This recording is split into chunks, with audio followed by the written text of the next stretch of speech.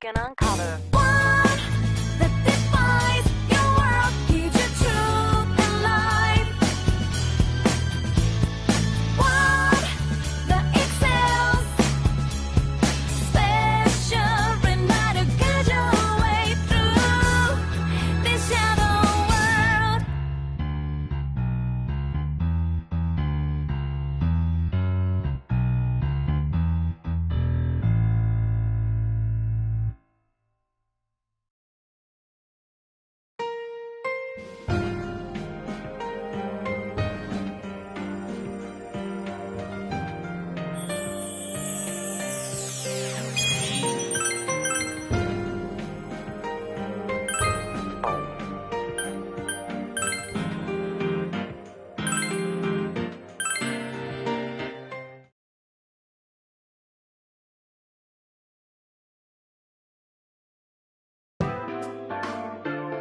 Hey, here's a story about the fog. Some specialists are raising concerns that this fog may consist of harmful substances. More and more citizens are calling for an investigation into the cause of the fog and the facts about it. Though the government has begun its preliminary investigation, many feel that the causes will be hard to pinpoint. Is this fog really dangerous? You hardly ever see people walking around town anymore. Or here either. Everyone's too scared of the fog now to go outdoors much. It does seem a lot like the fog on the other side. But beyond that, I'm clueless. There's another item of note here. A summary of Namatame's career with details about the case. The suspect was having an affair with the first victim. It seems she was killed due to relationship troubles. Also in April, Miss Saki Konishi's body was discovered. The police are looking into a motive for the murder. In July, a boy living in Inaba performed a copycat murder. The boy was initially thought to be the culprit behind all the killings, but later suspicion was thrown upon Namatame. Last month, the suspect attempted to kidnap a 7-year-old girl of Inaba, resulting in his arrest. It seems Namatame is still confined to his hospital bed, so further interrogation has yet to commence. So it's finally over. A lot of stuff's happened, but all that's left is for the police to build a case for Namatame, right?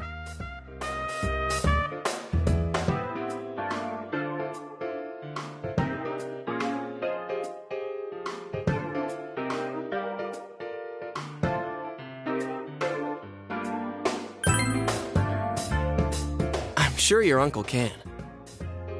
But the stuff he was saying was so obviously nuts. If he says anything about the TV world, he might be considered mentally unstable. Also, I heard before that if the police don't have enough hard evidence, it's difficult to build a case. Yes, there are many such cases and culprits. It's the eternal conundrum for crime investigators. So even if they're caught, the law can't do shit? It's a possibility. Hell's up with that! We all know he did it. You can't just let a maniac who thinks he's saving people by killing them run wild on the streets. They better not dismiss something this serious because of some mental issues. Saki-senpai. No, not just her. Or that announcer. Even King Moron is his fault. If it weren't for what he did, nobody would have tried a copycat killing. It's his fault Nanako-chan's in the hospital right now, too.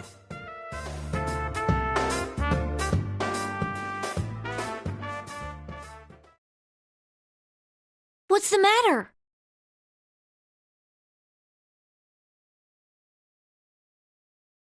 A kotatsu? Oh, then why don't we go check them out right now? I know Nanako-chan would be psyched if she came home and found a new kotatsu.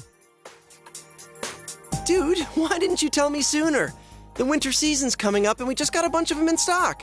All right, off to the housewares section for Nanako-chan!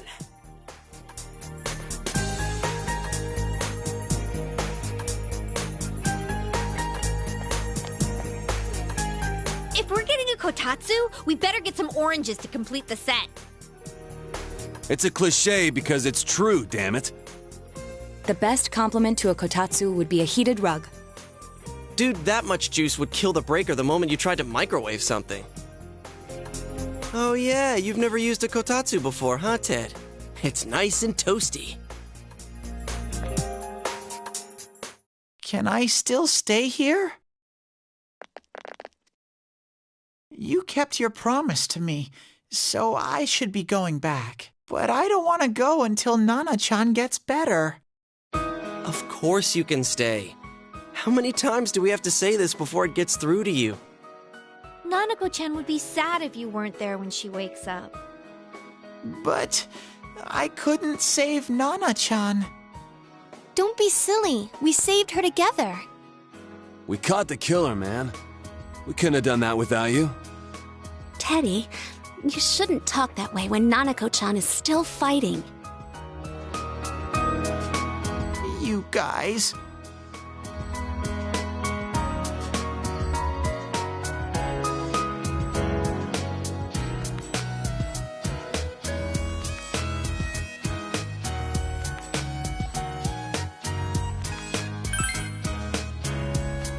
Sensei, I'm so touched. I'll stay by your side until Nana-chan comes home, Sensei. Oh, that's right. There's no one but you at your place. Hey, why don't we pick out a Christmas present for Nanako-chan while we're at it? Oh, that's a great idea. I'm sure she'll be out of the hospital by then. All right, but none of this charge it to Yosuke stuff this time. Seriously. We're clear on this, right? Oh, come on. Why would we do something like that? Dude, the clothes you got for this guy? I almost pissed my pants when I saw the receipt. How many days do you think I had to work to pay that off? Well, I can't help it if Juness overcharges for things. Ugh. Well, I guess you gotta expect that. It's not like Chie-san's ever had the occasion to help a guy shop before. What? What did you just say? Come on, baby. Don't fight over me. Stay out of this!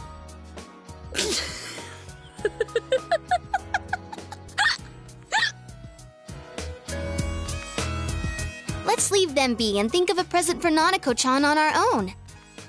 But what would a girl her age want? What do you think Nanako-chan would appreciate most?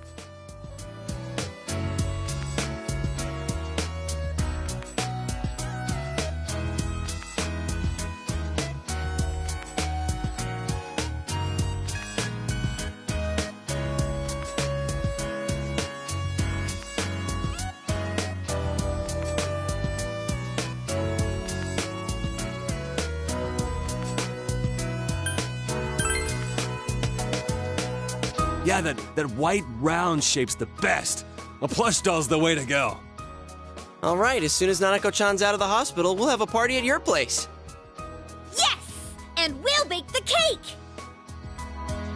Of course! Let's make it a cake to remember. Oh, no, you're not! Are you trying to send Nanako-chan back to the hospital?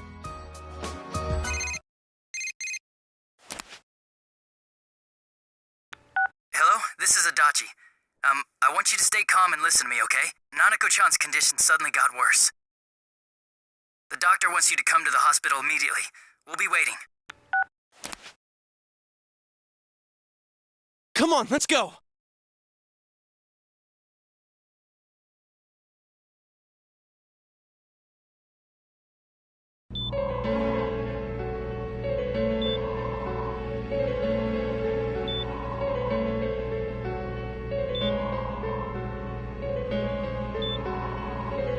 Doctor, this fog is poisonous, isn't it? Isn't it filled with viruses?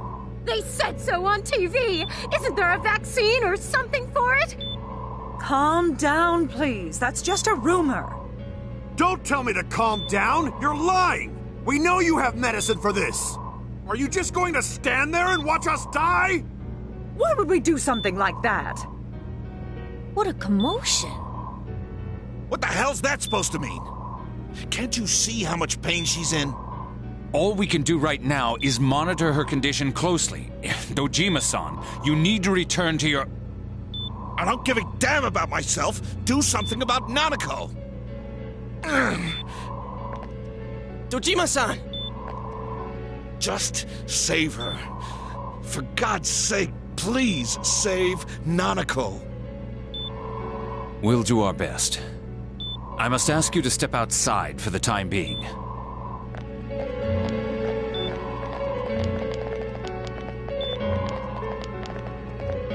Nanako.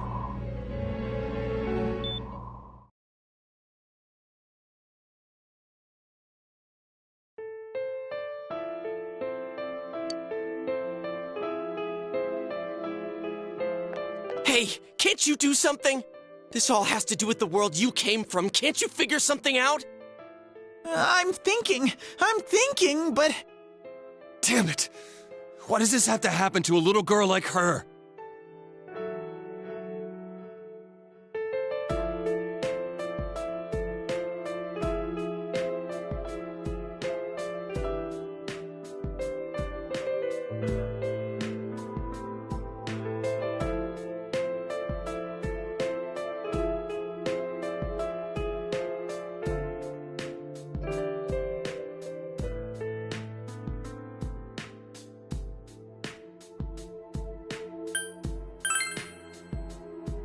How am I supposed to stay calm at a time like this?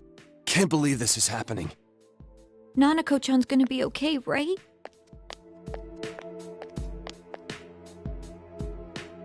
You guys still here? How is Dojima-san doing? His wound's opened up again. They're treating it over in his room now. Any luck with your investigation on Namatame? About that. I won't mince words here. We're gonna have a hard time making these charges stick. What's that mean? I talked with the guys at the station, and it'll be next to impossible to find him guilty in court. Especially given the reason why we took him off our list of suspects for the first case. Oh yeah, something about him having an alibi. Yeah, that. And the whole angle about him putting people into TVs. There's no way that'll stand up in court. No one would believe that. What the public wants is when, where, and how Namatame killed these people. And Dojima-san knows it. Well, ain't you calm about this? I'm just telling you the truth. And you call yourself a cop? Huh? You want to see that stuff so bad, we'll show you! Hurry up and bring a TV here, damn it! Hey, stop! What the? Is Nanako-chan's family here? Hurry inside. Please talk to her.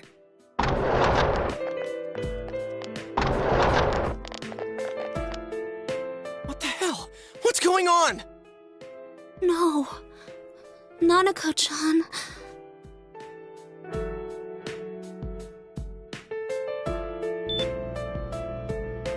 Daddy.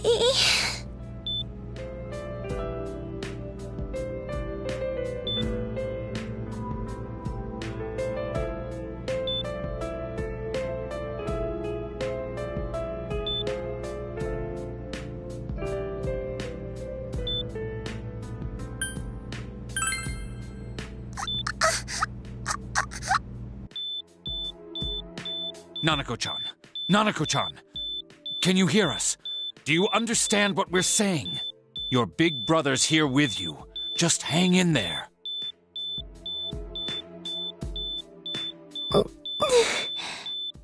Where's Dojima-san? We're calling for him right now.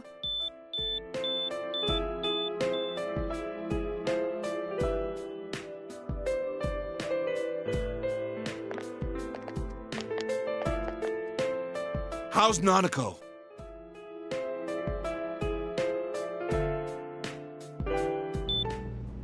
Doctor.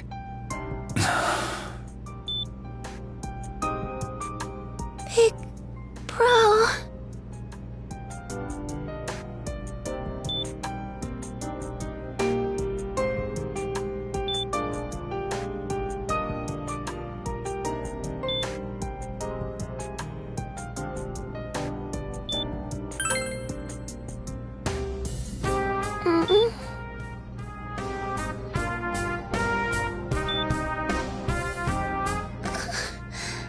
I'm scared.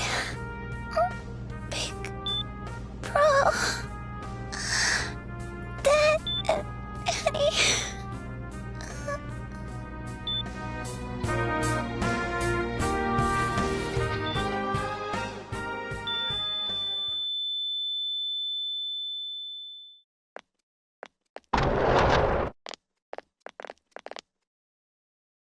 Nanako!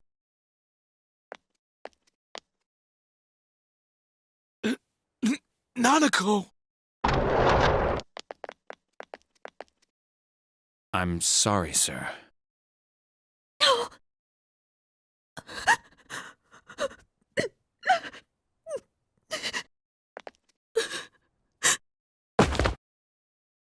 Damn it! Damn it! Nana-chan.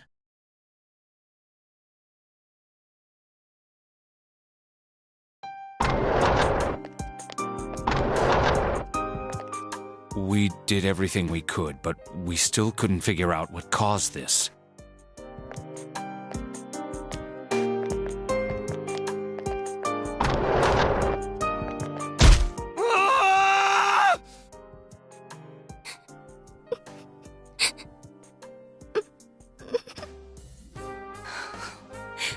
Nanako-chan. Dojima-san, what's with that look? Huh? What's wrong, everyone? Hmm? Huh? Wait, is Nanako-chan... But then, where did Dojima-san go? His room isn't that way. Wait a sec. That's the way to...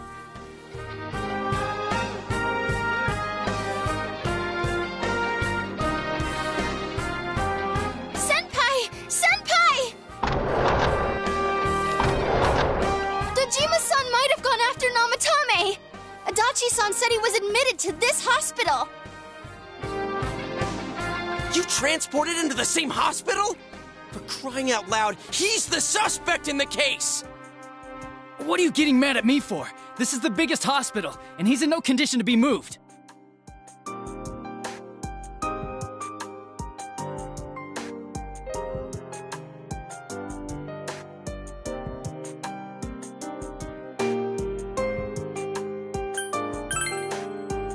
Huh? What do you mean? Just tell us where he is already! Dojima-san's on his way, ain't he? You don't know what he's gonna do there if we don't stop him! Kanji-kun, you don't mean... Hold on. Just what are you guys talking about? Cough it up! Where's his room? Top floor in the second surgical ward. Furthest room back. But there's a police guard.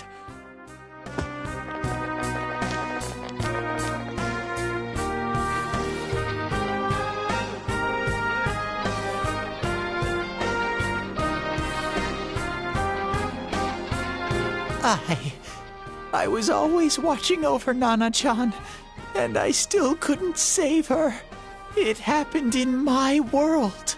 Even though I was the only teddy in that place, I still couldn't do anything.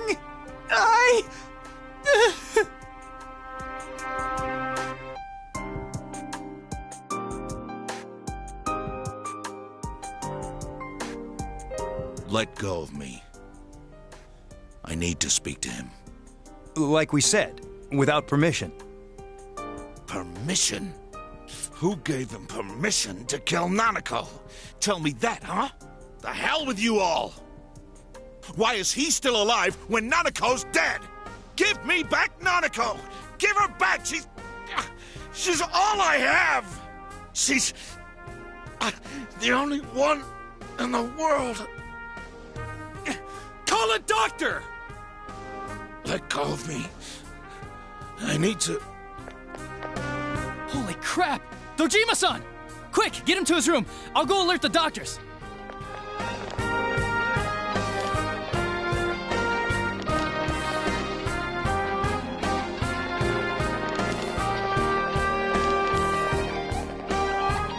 Dojima-san, was he seriously gonna...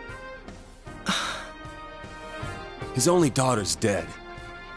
Nothing would have surprised me. Dojima-san probably knew that there's little to no chance Namatame would be convicted. Damn it. He killed Senpai, and now Nanako-chan. And the bastard's gonna walk away without paying for what he did. That's not right!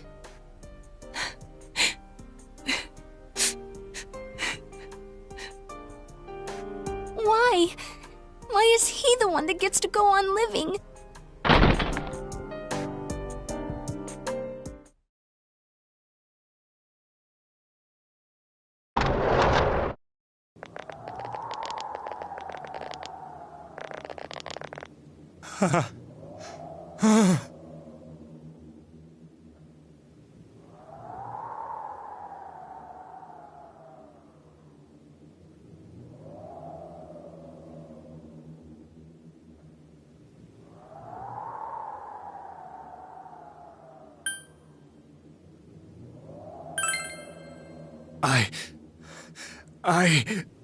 You have your life, and now you want your freedom too?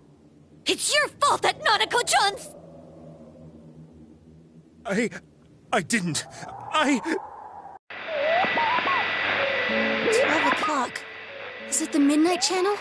Hey, isn't this... I failed to save her. It's because you got in my way. Another Namatame? How? The real one's right here and we already beat his shadow! No. Come to think of it, Namatame never faced his other self. And we didn't witness his shadow returning to his body as a persona either. Perhaps that's why we're seeing this now. What the... I failed. But it wasn't my fault. And the law can't touch me anyway. What? Is that what Namatame's really thinking? Then... he wasn't deranged or anything. He knew what he was doing. To hell with the law! I won't ever forgive what you did! This... please, stop! Huh? Stop what? We ain't even done anything yet. Or do you want us to do something? Something fitting for a bastard like you! Kanji... Do whatever you want. You hate me because the child died, don't you? I don't care either way. Living or dying makes no difference to me. But you're different. You can't do such a thing. You wouldn't dare, right? I'll continue saving people. It's my mission. Mission? My God. Please, stop. He wants us to stop. What should we do? What do you mean? We can't let this bastard do whatever he pleases. Still, what are you going to do? No way I'm gonna walk out of here doing nothing. I understand, but... This must be a luxury suite. Most hospital wards don't have such large televisions. Why, with something like this in the room, this man could escape at any time. Although once he enters, he may find there's no way out. Wait a second. You don't mean... Are you... serious? You just gonna turn your back and walk away? That's... but... What's gotten into you guys? This is crazy! How can we do something like that? Chie! Everyone, listen to me. If we're gonna do this, now is our only shot. We won't get a second chance. At this rate, the guy's gonna get off the hook, and he'll go around saving people again. You just heard what this bastard's really thinking. If that happens, it'll be just like Nanako-chan and Senpai. Who knows how many innocent people will die this time? I can't let something like that go. Someone close to me died. Her killer can't be convicted. And now I'm gonna let the same thing happen again? There's no way I can do that! It's just wrong, isn't it? But... Yosuke... All we have to do is push him inside the TV. That's it. We do that one thing, and this is all over. Just... push him inside? If any of you want no part in this, just leave the room. I'm not gonna force you to stay. As for me, nothing could make me forgive this bastard. But before we do this, I want to hear what you think. What do you want to do, leader?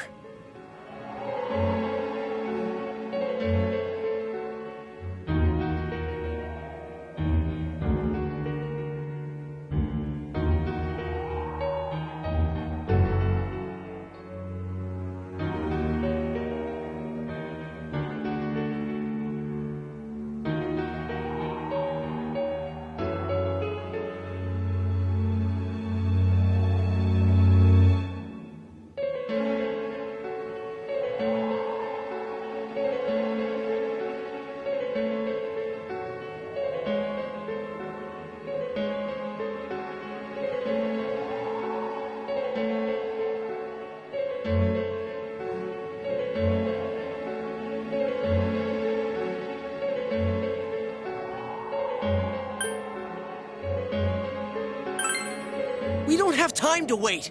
If we don't do this now, the cops will come back. What are you trying to say?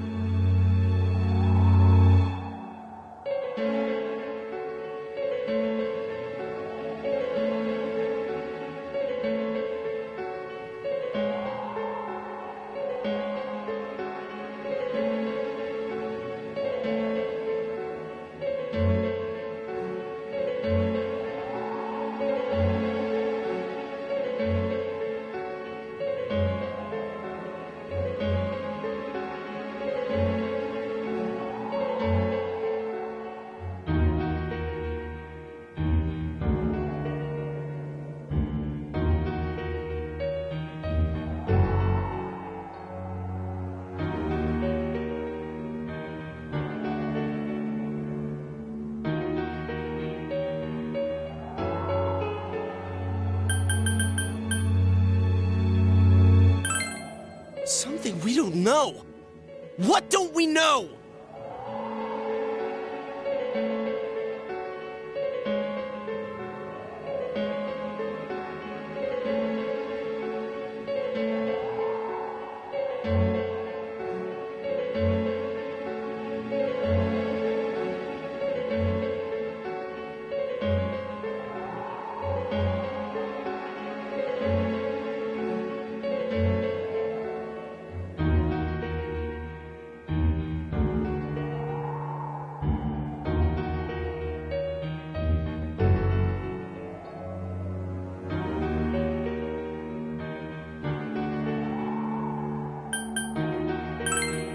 But we just heard the guy's true feelings on TV! What didn't you understand?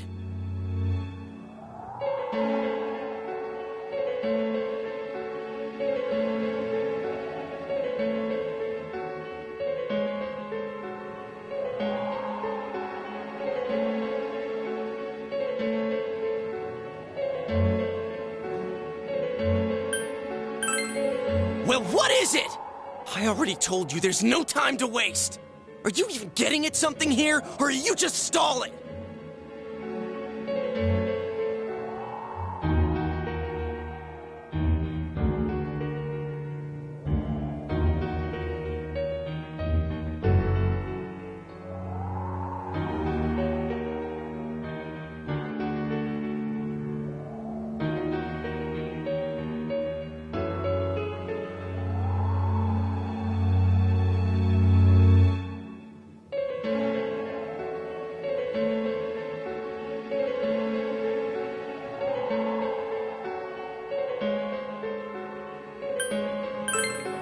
Missing?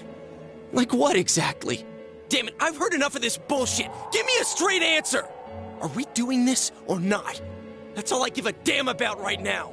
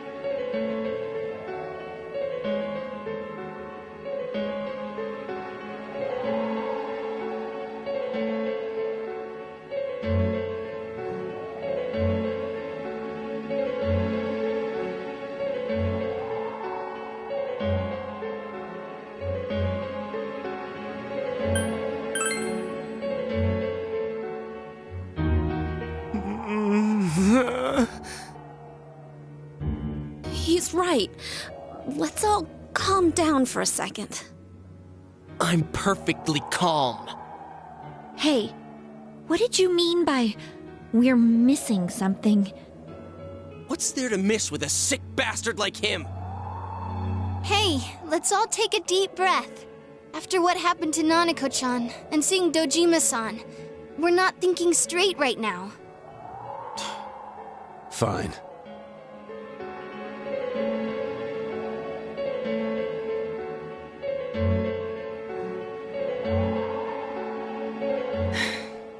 You're right. We should calm down and think rationally about this. I realize now that we've heard almost nothing from Namatame's perspective. There's no denying that this man brought great harm to Nanako-chan. But other than that point, the rest comes from our assumptions based on watching the Midnight Channel a moment ago. I won't deny that we were blinded by the heat of the moment, trying to impute all responsibility to him rashly. But... yeah, the guy's not saying anything. Whatever reason he had, there's no doubt about the fact that he'd been throwing people inside the TV. It was him who put Senpai through that misery. How can we possibly understand someone who says killing people is the same as saving them? Failing to understand and failing to listen are rather different things. Truthfully, not all the hitches that were nagging at me have been answered yet. We'll have to see what he can tell us about them. Though it appears he's in no condition to do so at the moment. True. Dealing with him right now might not solve all the things that are bothering us. Damn it. But you better remember this. I'll do everything I can to stop him from repeating what he's done. Anytime, anywhere, anything.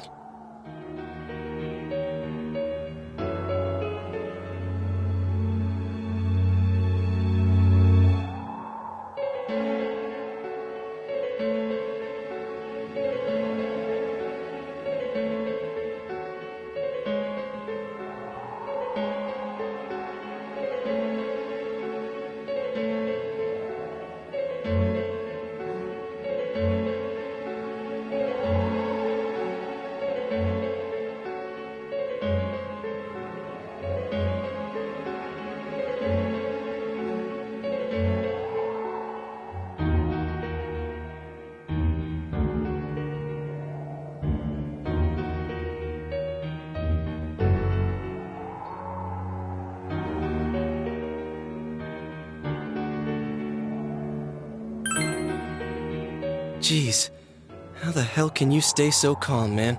Then again, that's why you're our leader. Alright, let's go ahead and think this through as much as we need. If we leave any unanswered questions behind, we'll just be lying to ourselves. Yeah, that ain't gonna cut it. Alright, I'm convinced. Thank you. I'll think as hard as I can and try to help. We all know how you feel, Yosuke. Come on, we've accomplished this much together, haven't we? Right. Together. Yeah, you're right. Sorry. And thanks.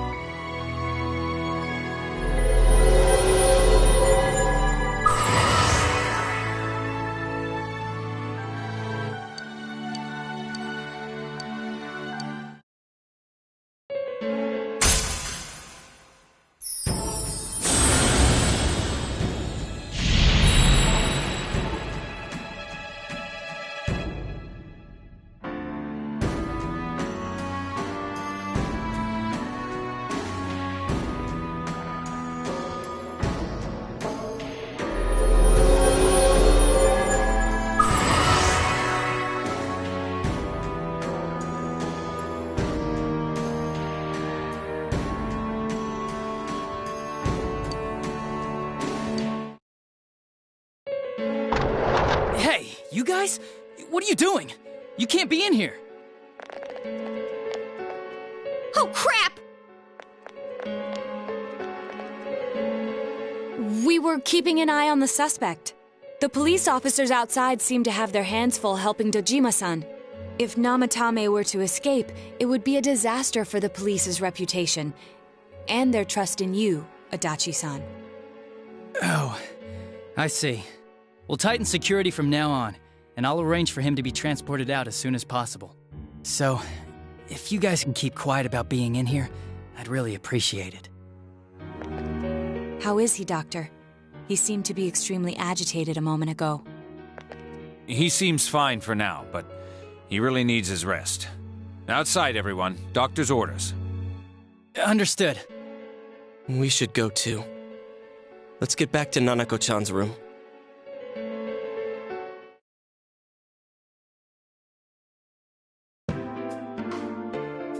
So what's this thing we're missing, huh?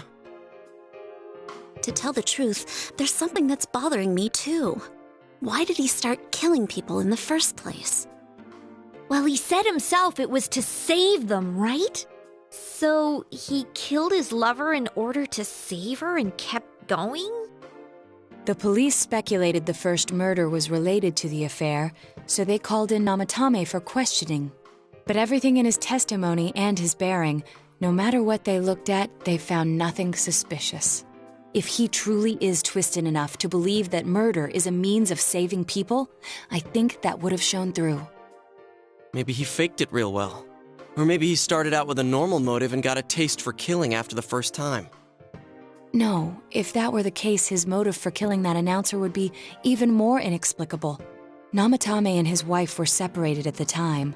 Both Misuzu Hiragi and himself testified that she had discarded him. Hiragi also knew about Yamano beforehand, and Namatame was shocked to hear of Yamano's death. Their relationship was known and was not strained to the point of murder. There's simply no motive in the affair angle. The police invested a great deal of effort into investigating this point. Therefore, we have no convincing motive for Namatame to kill Mayumi Yamano, although her name was written in Namatame's own diary. His reason for killing her. It's still possible that he was crazy to begin with and no one realized, right? I don't really get any of this. Oh, this is so confusing! Hey, we could hear you in there. This is a hospital. Maybe you should quiet down a little. Oh, there you are, all of you.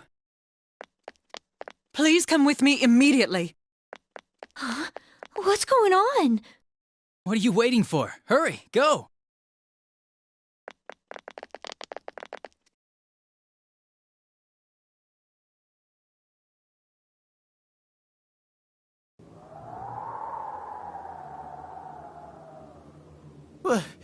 Where am I?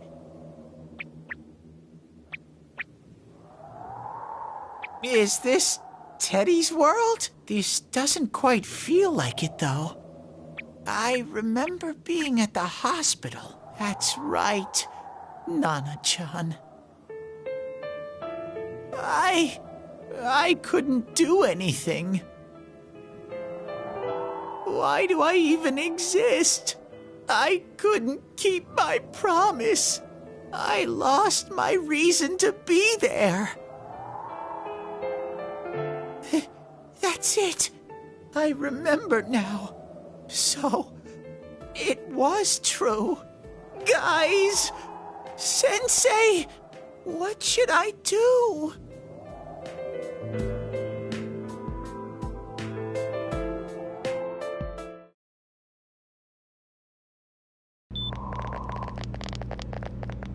Oh, there they are. Nanako-chan came around. Huh? What did you just say? Nanako-chan's alive?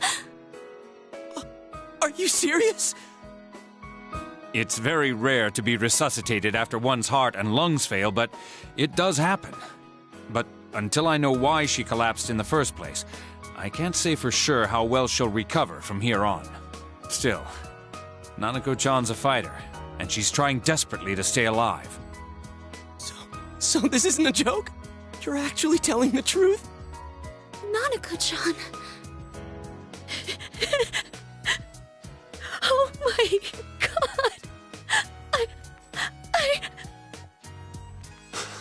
god! This is amazing!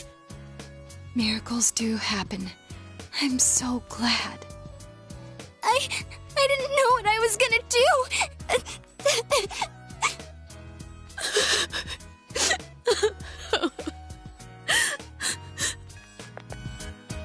Come on! Stop crying, you two!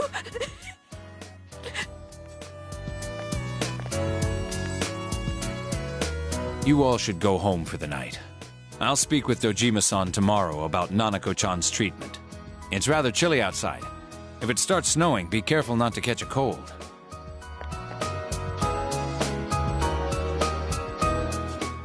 Wait a second, where's Teddy? I noticed he didn't come with us when we went to Namatame's room.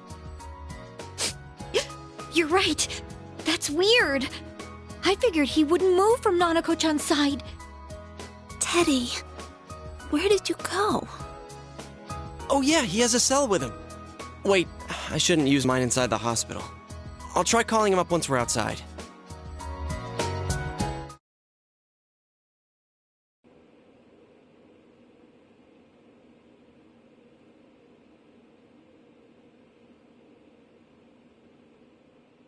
Oh, there you are. I forgot to tell you. Don't pull that again, okay? You can't just meet with the suspect like that. Anyway, I came to give you an update on Dojima-san. His wounds opened up a little, but he's treated now and he's fast asleep.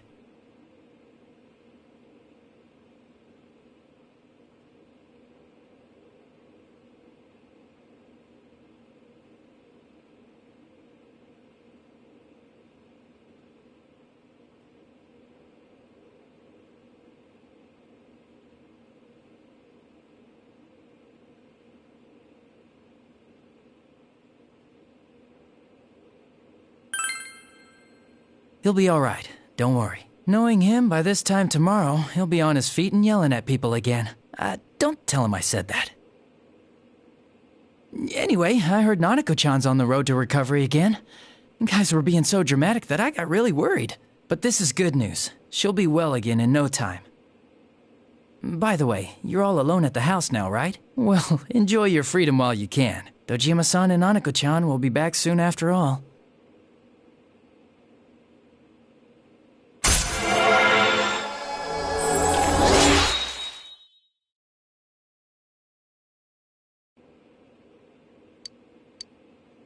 Well, I better head back. You go home too, before it gets too late.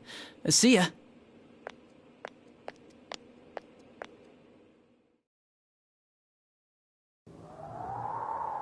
Couldn't save. I couldn't save. Why? Mayumi. And that girl too. I couldn't save them. Huh? What's the matter? Feeling guilty all of a sudden? Sheesh.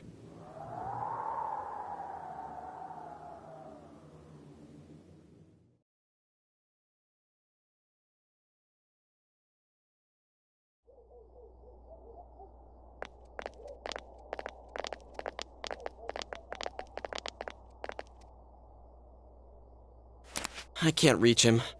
Did that stupid bear forget to charge the battery?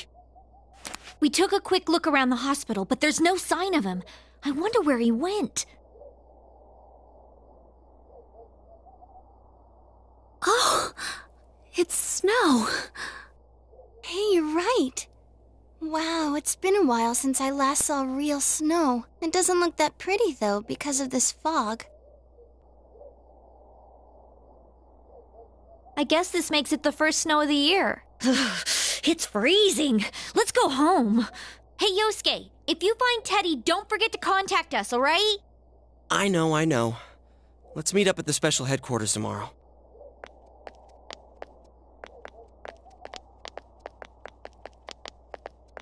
Man, that Ted.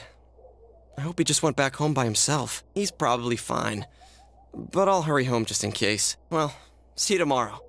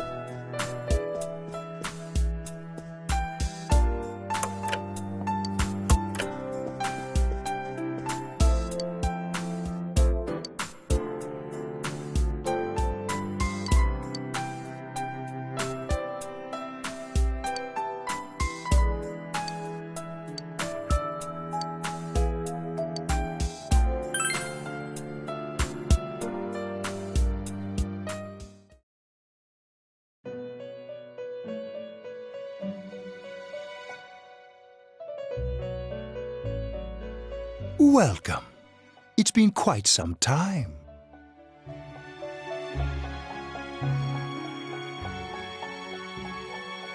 Do not be alarmed. You are fast asleep in the real world. I have summoned you within your dreams. Now then, your journey has taken you quite a distance thus far. Do you believe you'll be able to successfully solve this mystery?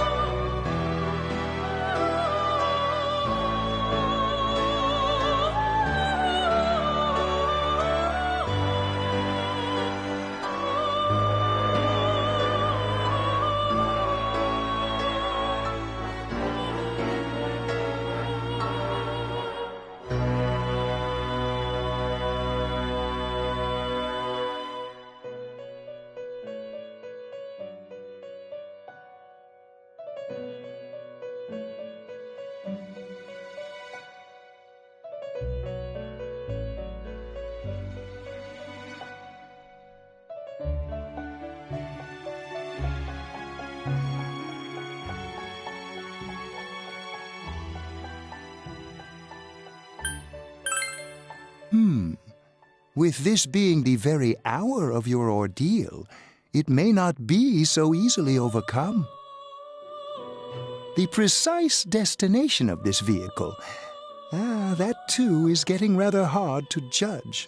If we continue driving blindly, we may end up leading you further away from the mystery that you must reach. Well, why don't we take a moment to look back on your journey? It was for that purpose that I summoned you here tonight. Margaret?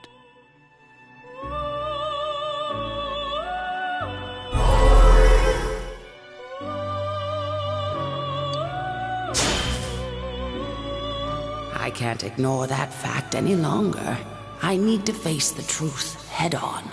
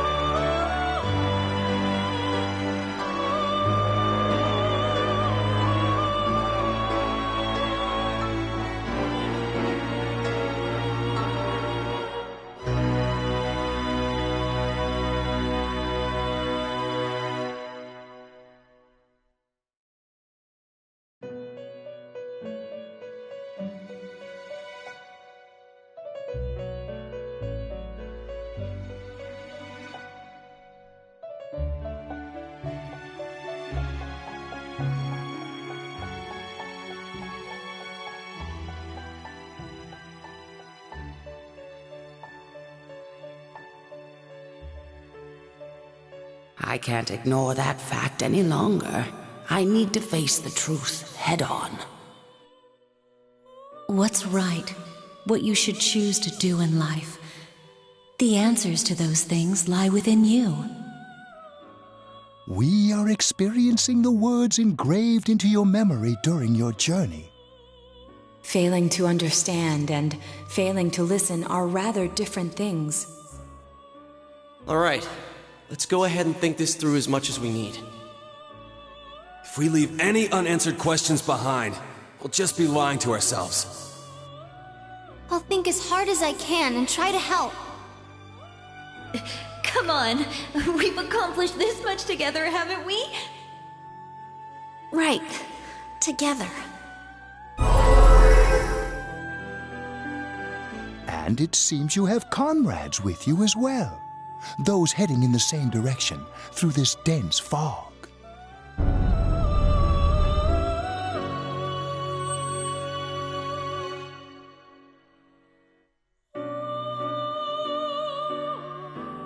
We'll be parked for the moment while I confirm our current heading. As I mentioned previously, this year will signal a great change in your life. Though there isn't much time left, it can be worth your while to take the time to stop and reflect. People are like water flowing in a river. There is only one stream, but all who pass through it are affected differently. Some travel fast. Some change their course, experiencing countless events as they travel down the river of time.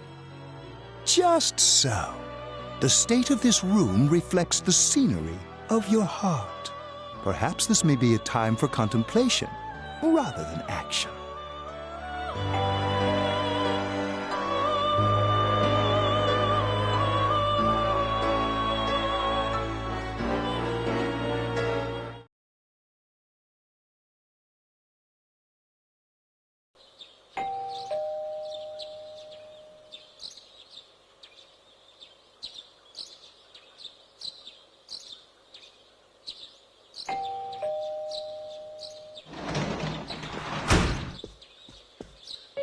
Teddy's missing. I looked all over the neighborhood, but I couldn't find him anywhere.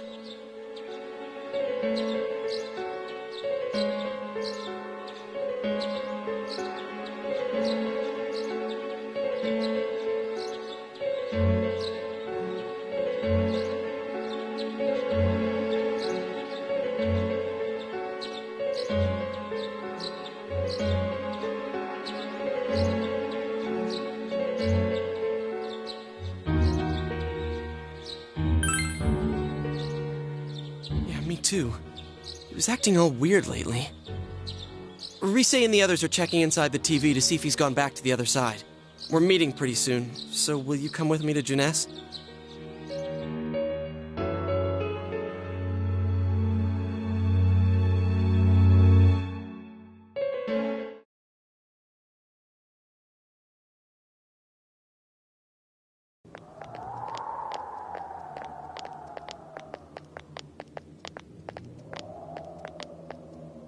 It's no use, man. We can't find him. No luck for me either. I didn't sense anything over there. The fog's so dense it might be affecting my readings. I wish I could do better. I'm sorry. That Ted. Don't tell me he really went back to his world this time. We told him over and over that he could stay here.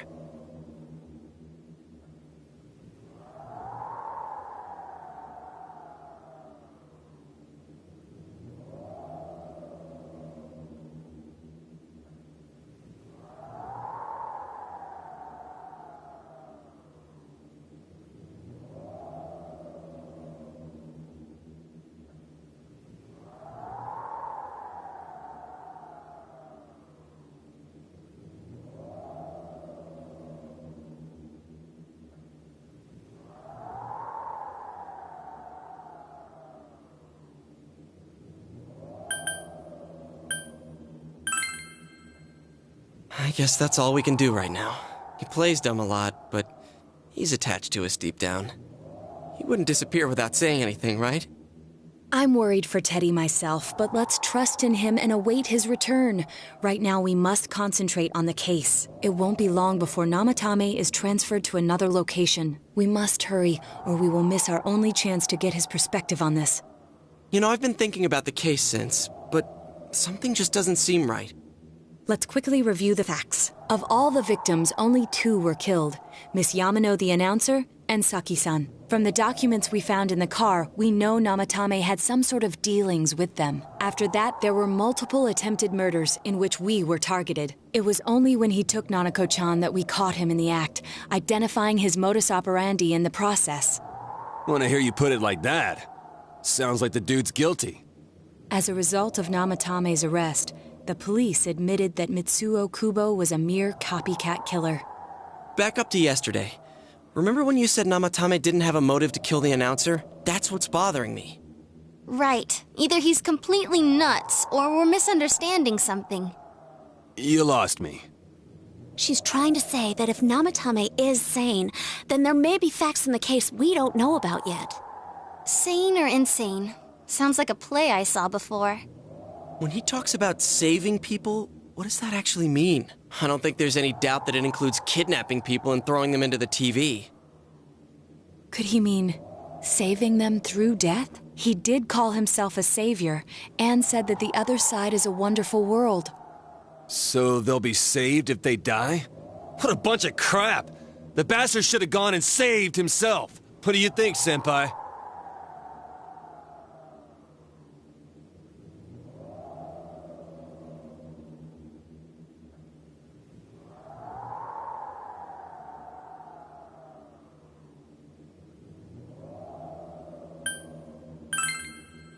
If you think about it normally, it's gotta be him. But there ain't nothing normal about that world anyways. There's something I've been wondering about for a while. When we first encountered him, he said, "You're the ones I saved. Don't worry, I'll save this girl too." So, if he saves people by killing them, did he save us too? Wouldn't he actually have failed to save us? You raise a good point. If he thinks that salvation comes only through death, his words to us make no sense. And another thing, the Namatame who appeared on the Midnight Channel said he failed to save Nanako-chan. Well, maybe he really was trying to save the victims by putting them inside the TV. Come on, don't get all quiet like that. You guys know I just say the first dumb thing that pops into my head. The possibility that he truly intended to save us. But he's still the one who threw in Saki-senpai and that announcer, right? Sure, we haven't nailed down his motives, but that doesn't change the fact that he killed them. Or what? You think someone else was involved? What makes you think so?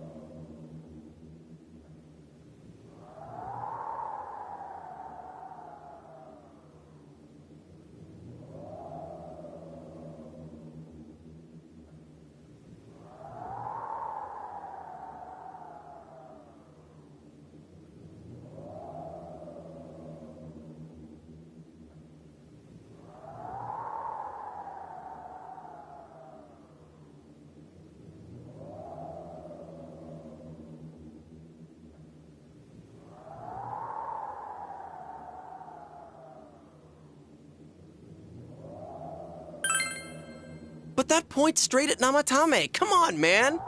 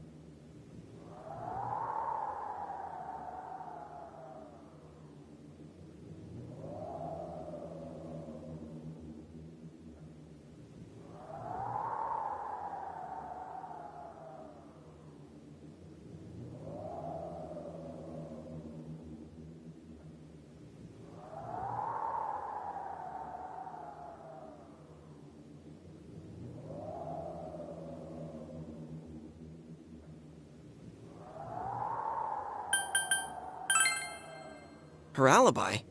Wasn't it airtight right from the beginning? How could she kidnap people and throw them into TVs if she's out of the country?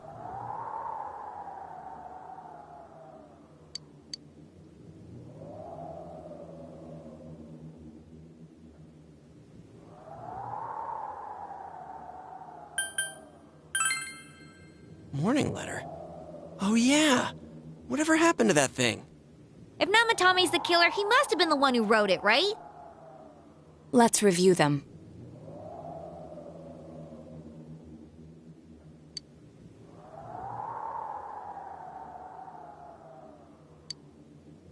Yes, that's right. Isn't that kinda odd? Would someone who thinks he's saving people by killing them write stuff like, don't rescue or kill? Yeah, and the will be put in and killed part doesn't make sense either. If the killer was writing it, wouldn't it be more like, I'll put in and kill? Hey, could this mean...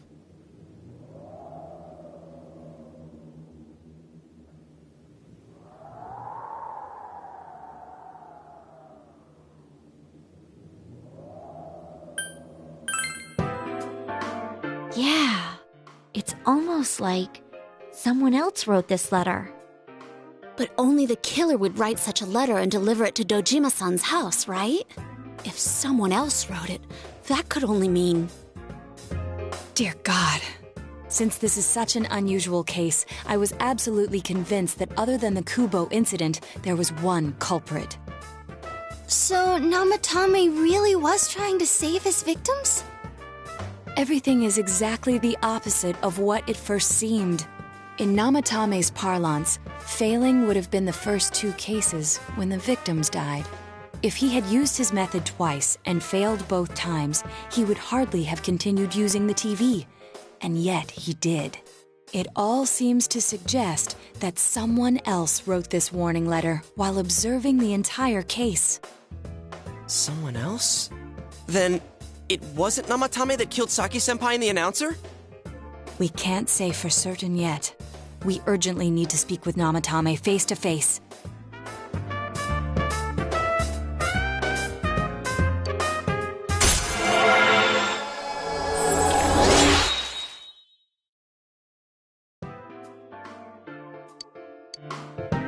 How though?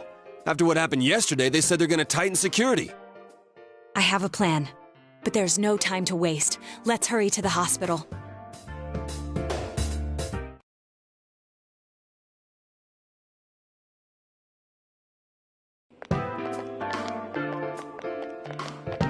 Hey, this place is off limits. I'm a consultant with the police. I'd like a few words with Namatame-san. May I go in? This is Unit 252, requesting confirmation on an ID. Name of Naoto Shirogane. Huh? Ah. Understood. I see. Well, you're on the list. I can give you a few minutes, but I'll have to record your conversation with him for security purposes. Not that I expect you'll get anything coherent out of the guy. He's been spouting nothing but gibberish. I'd like him to accompany me as well. He has no identification, but this is an emergency situation, and he's here in Detective Dojima's stead. Huh? Detective Dojima sent him? I wasn't informed of this. I'll vouch for his identity. Well, I guess it's better than dealing with the man himself. We have our hands full with the transport procedures, so the last thing we need is Detective Dojima running wild. Detective Adachi is busy somewhere too. This is Unit 252. Huh? I see. Has something happened? There's something about a suspicious object out in the lobby. Ah, well then, this works out nicely. You should back up your colleagues downstairs. We'll keep watch over Namatame-san. A disturbance in a hospital lobby, after all. It sounds serious. If anything happens, hit the nurse call button. I'll leave the rest to you. Understood. Please be careful. I knew they were undermanned, but I didn't expect it to go this smoothly. Wow! There's nothing much inside that suspicious object, so he won't be gone long. All right, then now's our chance to talk to Namatame.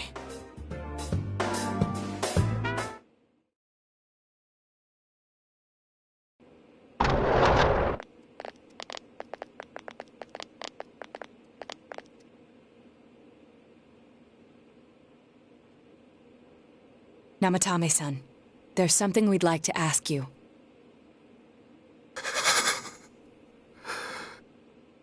It's tempting to think that you were the culprit behind this entire case, and to be honest, there are many in this town who hope you are, but we are here to learn the truth. So please, answer our questions. Huh?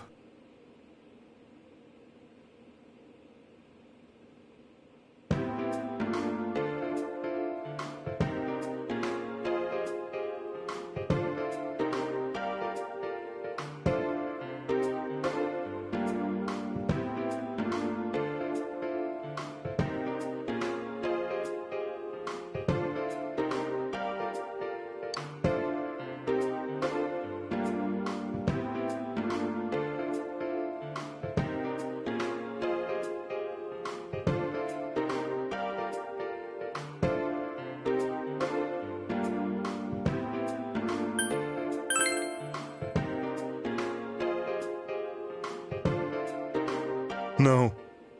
If nobody saves them, they'll be killed. That's why I put them in there.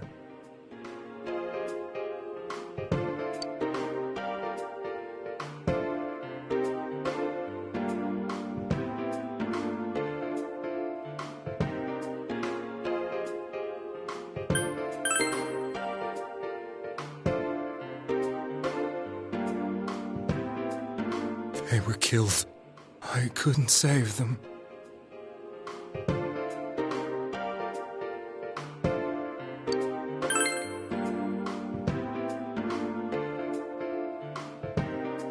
Huh? Me? Then tell me if my estimation is correct so far. After discovering the Yamano and Konishi incidents, you realized an appearance on the Midnight Channel meant certain death. Thus, to save her from that fate, you kidnapped Yukiko Amagi. You couldn't let her be killed, so you threw her into the TV, preventing the killer in this world from reaching her. And you repeated the process, as more individuals appeared on the Midnight Channel. It all falls into place.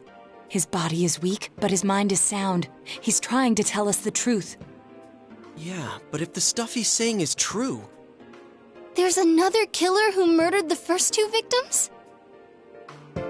Indulge us in a few more questions.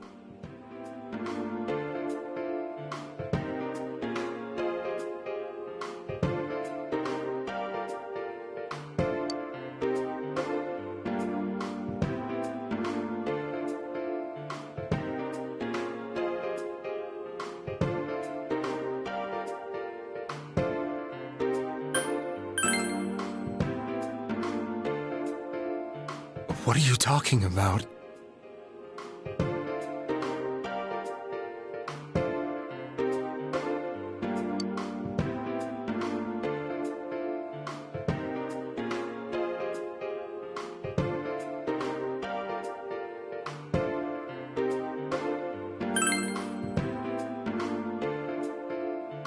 I have no idea.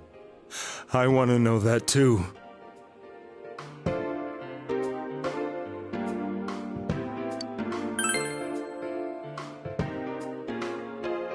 I didn't know. I never thought it would be that kind of place. As I thought. You believe me? Did they find him?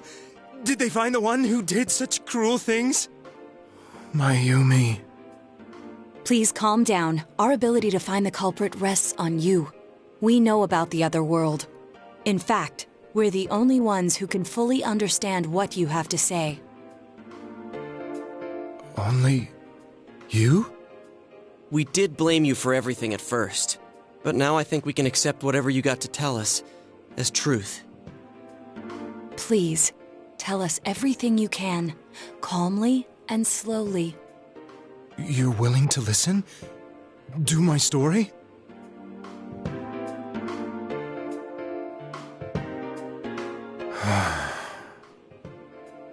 All right.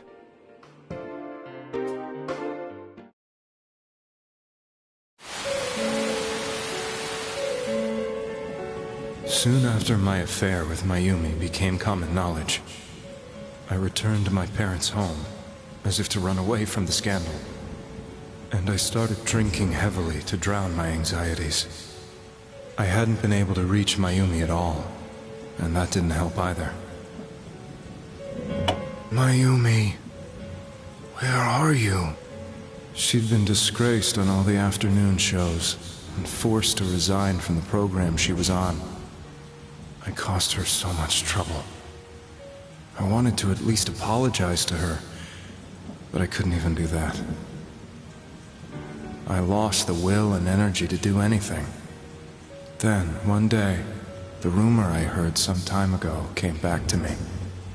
Since I had nothing better to do, I sat down blankly in front of the TV and watched my own reflection. And all of a sudden, there was Mayumi. Mayumi? Is that you? The Mayumi inside the TV looked as if she was calling to me for help. Mayumi? Mayumi! When I reached out unthinkingly to touch her, my arm disappeared into the TV, as if I had dipped it into a pool of water. I was so shocked that I lost my balance and nearly fell face first into the TV.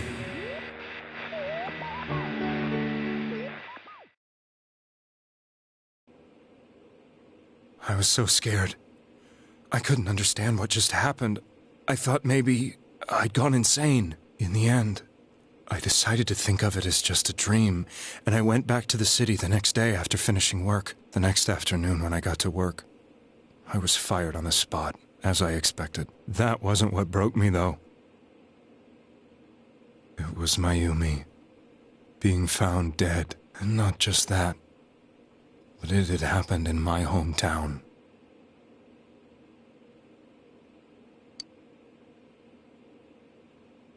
I was dumbstruck.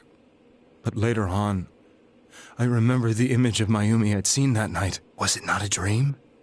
Could it really have been an SOS from Mayumi? I hadn't touched another TV because the first time was so terrifying, but I decided to try it again, and I confirmed that none of it was a dream. So that image, was it something Mayumi showed me, calling for help? That's how I felt. And eventually, you learned of the Midnight Channel. I remembered that when Mayumi was alive, she was chasing a rumor about some bizarre TV program. I'd heard about it before, but I thought it was just an urban legend. But then Mayumi appeared on it, and later turned up dead. The more I thought about it, the harder it became to believe that the two events were unrelated.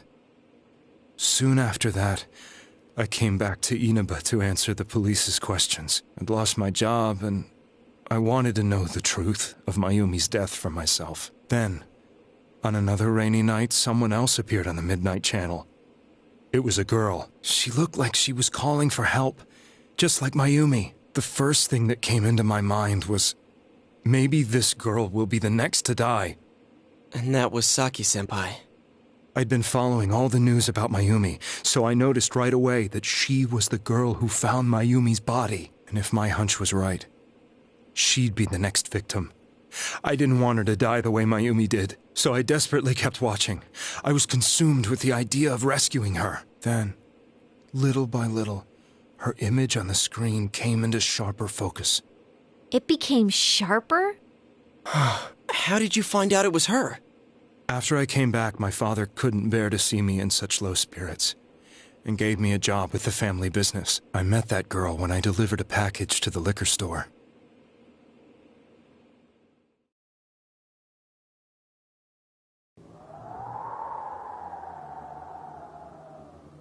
After agonizing over it, I decided to meet her, and told her to be careful.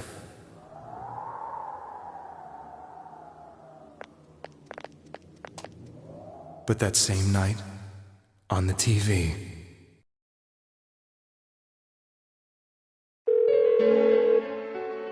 she looked as if she was being engulfed by some black shape. She was writhing in pain. That's why I warned her. Why won't she pick up the phone? Come on! Please!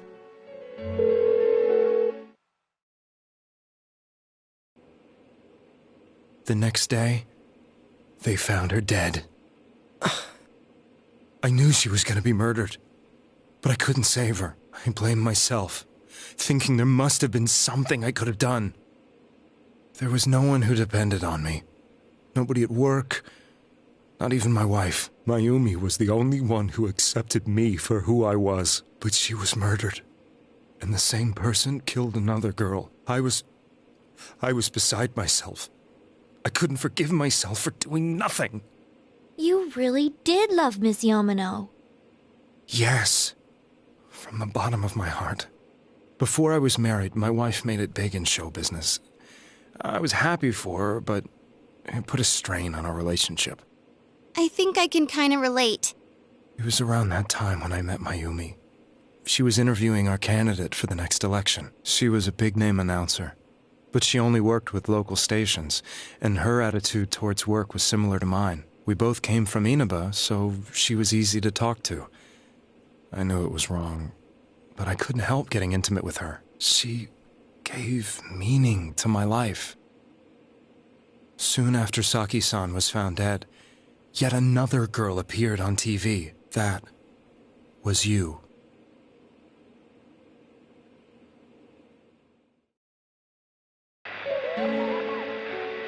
She'll be kidnapped next. And murdered.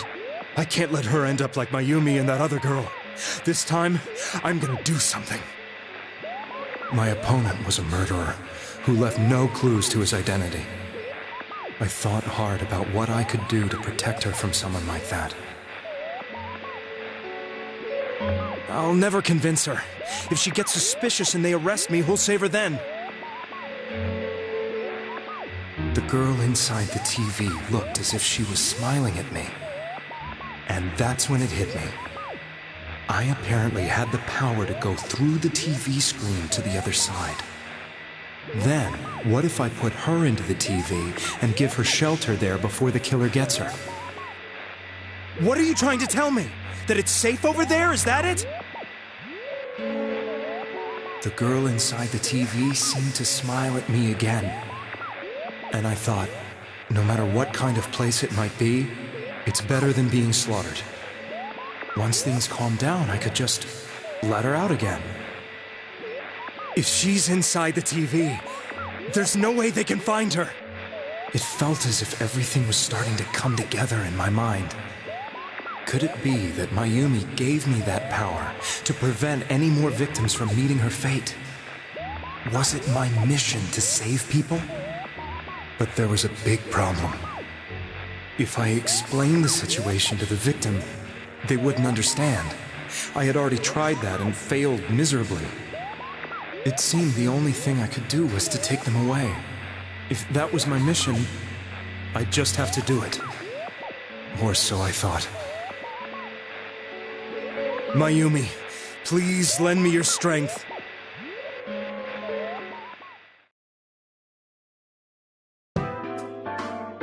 So, since you thought people who appeared on the Midnight Channel would be killed, you kidnapped us in order to save us.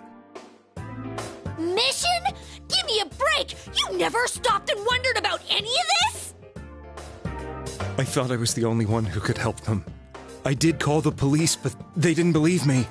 I knew the area well, thanks to my job. I had a large truck, and I could move around without suspicion. I thought my job as a delivery man would be the perfect cover for my mission. I thought no one else could do it. But are you telling me that I wasn't saving them? If a person is still within the TV world when the fog appears here, they will die. Beginning with Yukiko-san, the people you thought you had been saving were, in fact, in mortal peril. It was my friends here who really saved us all. I had a feeling that was it. When I went after that little girl and entered the TV myself, for the first time, I had some doubts about myself. You refer to Nanako-chan, correct? The police were after me, so I had to get away. But I still felt I needed to do everything I could to save that poor little girl. That's why I went in after her. But the TV world was completely different than I imagined. Such an abominable, grotesque place. I knew that the three of you who I saved went back to your normal lives, so I didn't realize how terrible that world was. I never knew you couldn't even get out of that place on your own. No. That's a cowardly way to put it. I'd probably already begun to realize that it was a dangerous place. If I hadn't, I wouldn't have gone to see you all. See us? Wait, are you talking about the concert we did at Juness? Yes. I wanted to know why the ones I saved were all hanging out with each other, and how much you remembered. But in the end, I couldn't bring myself to say anything and ran home. I must have felt too guilty. But all the doubts and anxieties I'd been unconsciously suppressing exploded out when I entered the television myself. I thought I was going insane. I probably did. And you know the rest. When I came to, I was lying in a hospital bed. You really were trying to save people. But I ended up doing just the opposite. What a fool.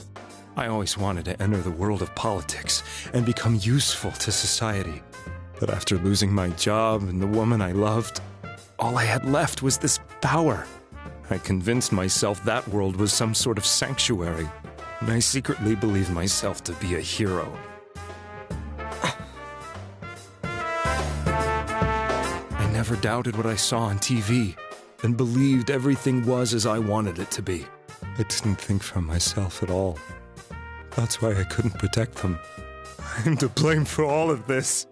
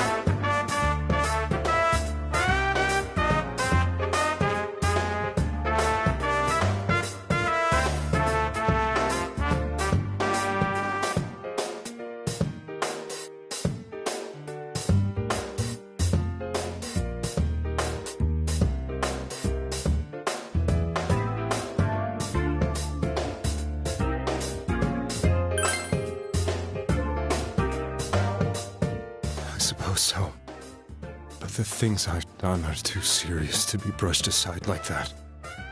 I have no intentions of running away from my crimes. I'm prepared to face the consequences. Kidnapping is already a serious crime, and on top of that, I put all those lives in danger. I'm sorry. The Midnight Channel and the other world, you can hardly be blamed for failing to understand them properly. We must apologize to you as well. Had we let our emotions blind us to the truth, we would have piled all the responsibility on you. I guess from your point of view, people did stop dying once you started saving people. The more you did it, the more you really believed you were preventing their deaths. I'm such a joke. I'm sorry. I'm getting a little tired. What are you all crammed in here for? My apologies. We'll be leaving now. Wait. I beg you, please, find whoever's behind this. You children are the only ones who know about that world.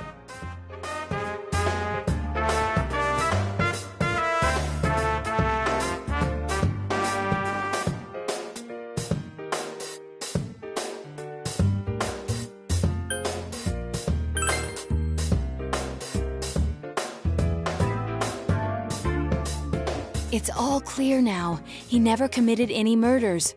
It was another party who threw the first 2 victims into the TV.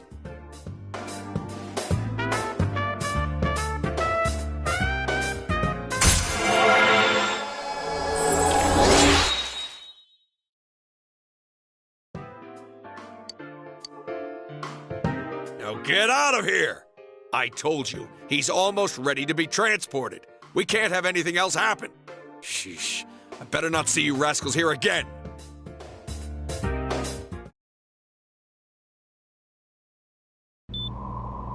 Nanako-chan looks like she's in pain.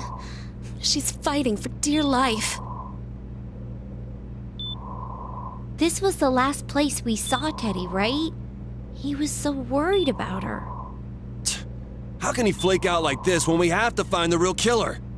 The police consider the matter closed. We'll have to do all the investigation from here on out. Let's revisit Saki-san and Miss Yamano's incidents and see if we can turn up fresh details. But it's been over 6 months. Wouldn't the trail be cold by now? I know, but we can't give up. We're the only ones who understand what's really going on. And you never know. People might remember some things now because they've had so much time to think about it. Let's split up and talk to people all over town tomorrow. We'll meet up in the evening to discuss our findings. I hope we can find out something about Teddy, too.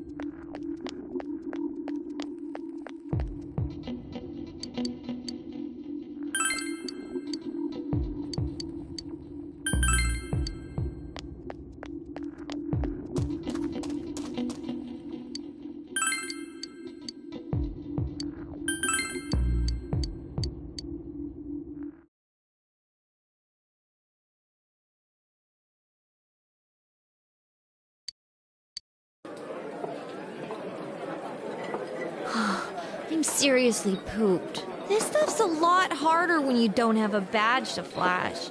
I walked around all day and didn't hear anything good. It was the same for me. There was absolutely no talk about the case whatsoever, let alone the true culprit. Ditto for me. Actually, in my case, I kept getting bombarded with questions and couldn't get them onto the main subject at all. The killer must be pretty good to have pulled this off without being seen by anyone in this small town. What should we do? Well, one steak bowl, please. That's not what I meant. But then again, I guess we might as well take a break. I'll have a crab and egg fried rice. I'll have roast pork ramen with extra noodles.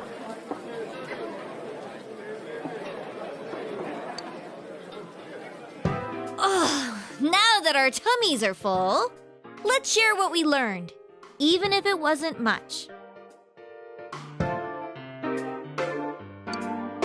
So, to sum up, there really was no new information. The end?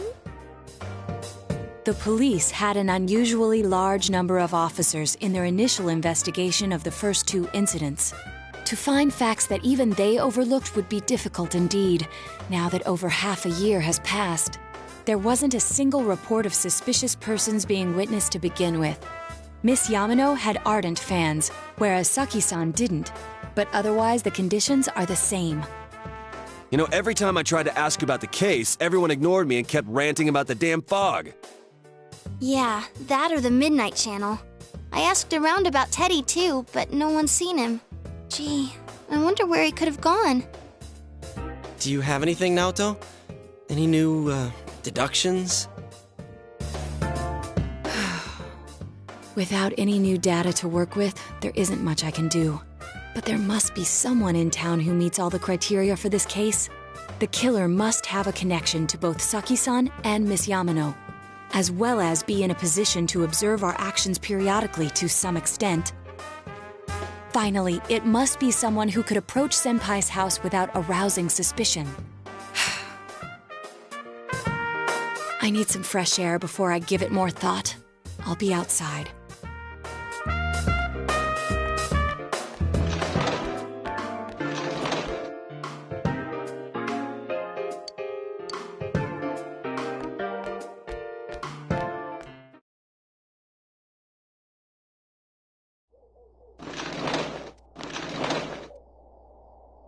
It's snowing. No wonder it's chilly. Ugh, it's freezing out here. Maybe this'll help clear my head and get my deductive muscles flexing. Hey, is it snowing? Too bad the fog's so thick.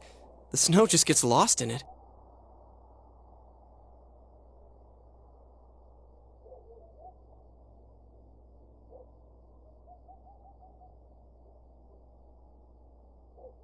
What's the matter?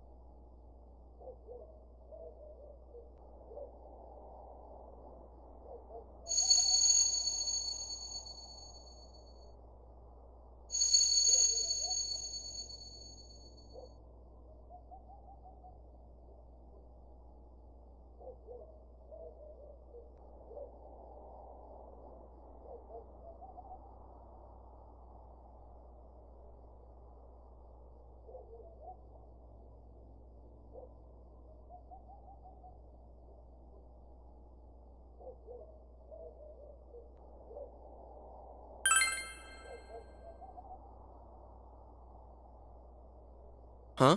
What about him? Detective Adachi. A member of the police force.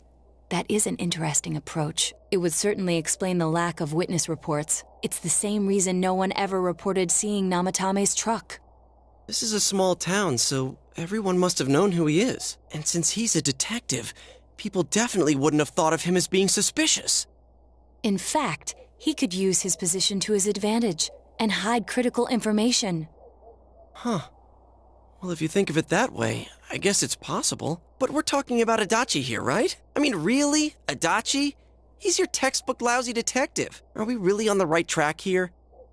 Actually, regarding Detective Adachi, I'm not sure how to put it, but there's something that's been bothering me about him for some time now. Yeah? Perhaps it's just my imagination, so I shouldn't speak too... It's cold. I think we've cooled down enough here. Let's go back in.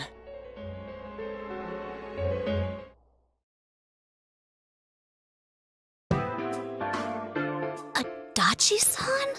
That can't be. I mean, he said he came to escort Miss Yamano and... What? Was he at your inn when the announcer was staying there? When Miss Yamano was staying at our inn, the media were swarming all over it. That's when Adachi-san arrived, saying he'd been assigned to guard her. He told our waitress that fame could be rough. Guard her? He didn't spend the night there? Huh. I wonder if he knew Ms. Yamano. I don't know about that, but I heard he did call out to a girl in my class. I found out this afternoon, but I thought, that's just how cops are. So I didn't think it had anything to do with the case.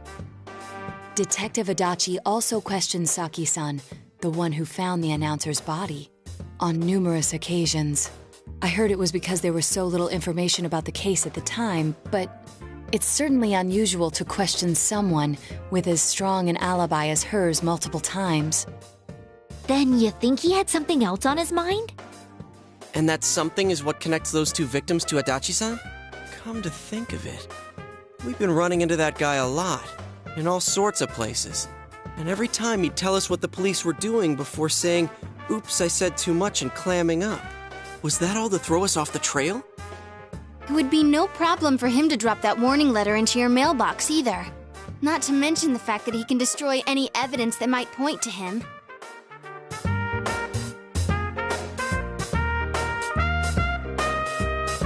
Then, is it really Adachi-san?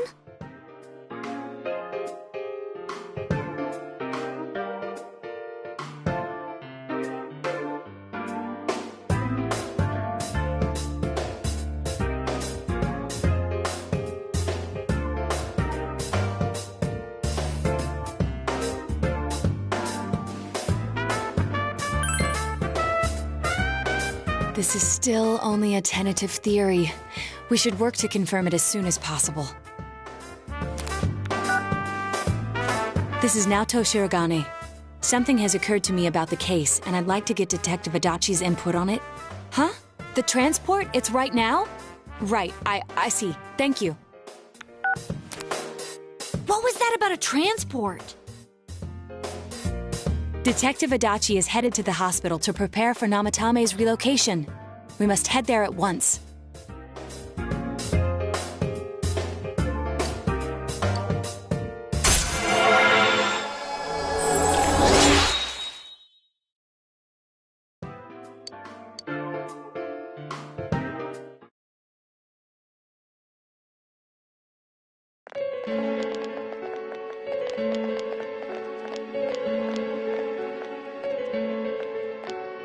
Huh?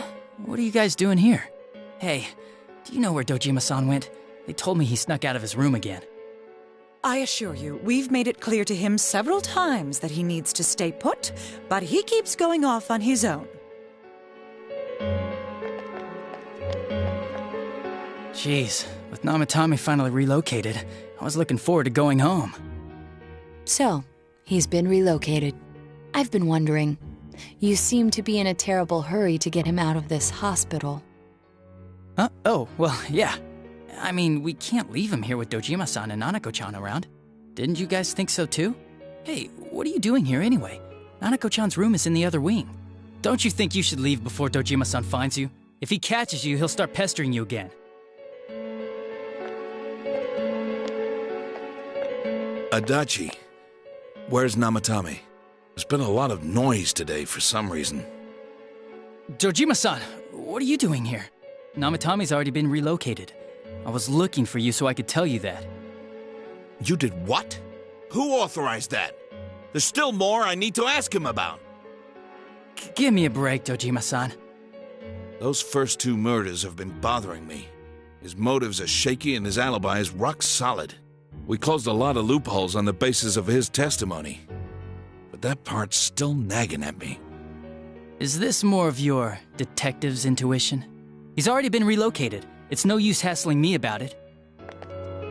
And you kids should really get home too. You're gonna get in the way of police business. What's gotten into you today? It's odd to see you taking work so seriously. Come on! I'm always giving 110% when it comes to the job. You should get back to work too, Dojima-san. Your current assignment? Get better as soon as possible. What are you all doing here? We came to confirm something with Adachi-san.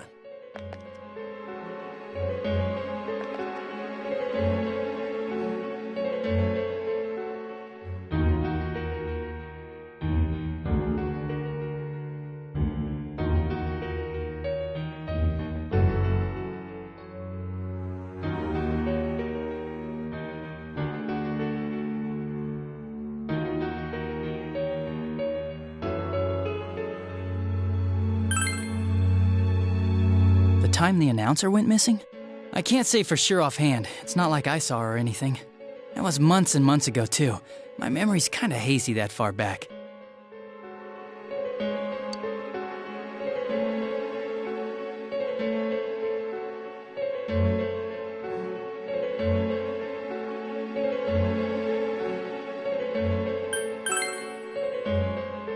Why wouldn't I question her? She discovered the announcer's body. But she didn't know much about it, so I only talked with her once or twice. Was that all you wanted to ask? Well, I hope it helped.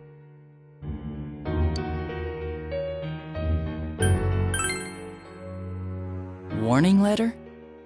The one that was delivered to his house. It's in police custody now, correct? I don't really remember. Hey, what do you mean you don't remember? I gave it to you to take down to the crime lab for processing. You're telling me you forgot? I'm sorry. Your accident was right after that, and what with one thing and another, it sort of slipped my mind. Besides, that thing was just a prank, wasn't it? Jeez, what are you asking me all this for? For crying out loud, what's this all supposed to be about? Dojima-san, you really need to get back to your bed. That's why your wounds aren't healing. And you all need to go home right now. Do you have any idea what time it is? I'm going back. I need to get to the station and report in. Just one more thing, please. We know for certain now that the first 2 murders weren't Namatame's doing. Someone else killed them. Adachi-san, do you have any idea who that might be? I have no idea what you're talking about. 'Cause we think it might have been you. What? That's ridiculous! We already know Namatame's the one who put them all in! What did you just say? Put them all in? What's this putting them in business? Do you know something about the method behind their murders? Don't tell me that all that talk about TVs and whatnot from before was... I see. Now I finally understand. To tell the truth, Adachi-san, I've been fixated on something you once said. Before I didn't know why, only that it sounded a wrong note to me. Do you recall when I read Namatame's diary? At the scene of Dojima-san's accident. At the time, I said, even the victims who survived and were never released to the public are written here. And in response, your words were, wow. Then that settles it. How, I wonder? Would that settle anything? At the time, the police had no idea that there had been other attempted murders related to the case. You had no reason to say such a thing. After all, There are countless examples of people disappearing for a few days, yet when I read the list of names, you raised no objection. Odd that. What do you say to that, Detective Adachi? I don't know. I said I'm busy! Wait, you son of a bitch! Adachi! Ah, damn it! Adachi!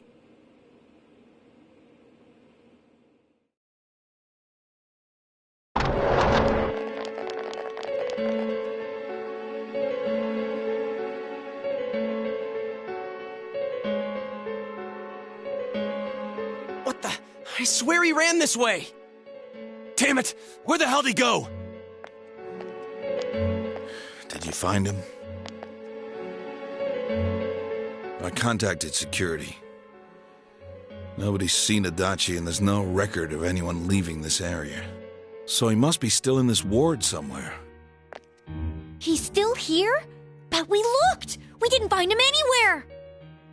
That bastard. Dojima-san? For heaven's sake, what are we going to do with you? Sorry. I got carried away. Do you even want to get better? If you keep this up, there could be lasting damages. Have you forgotten how much trouble it caused you last time? You're right. Sorry. You've got to find Adachi. I need to square this away with him. Please.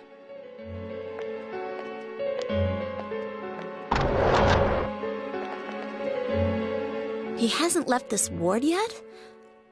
I don't think he would, but could he have... Yeah, I think so. If he's the killer, he can go through, right? You mean he went in through here?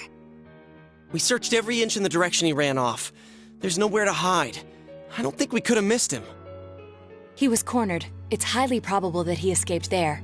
If he does indeed turn up on the other side, that should prove beyond a doubt that he is the true culprit. Damn. So I guess we were right. What do we do now?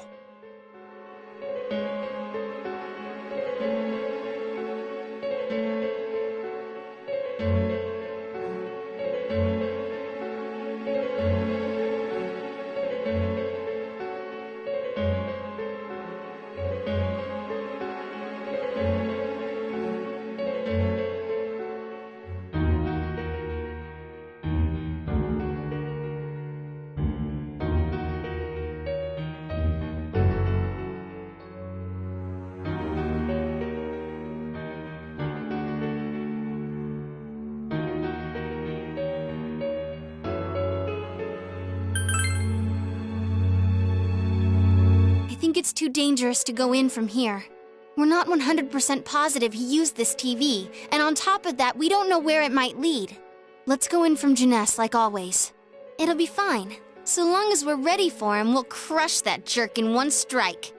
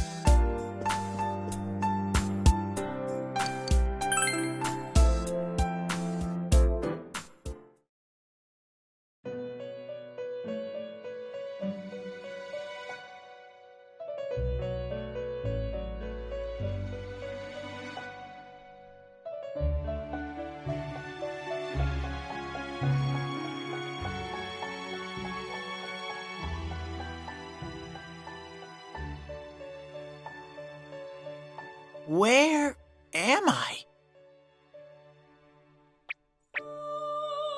Sensei? why are you here?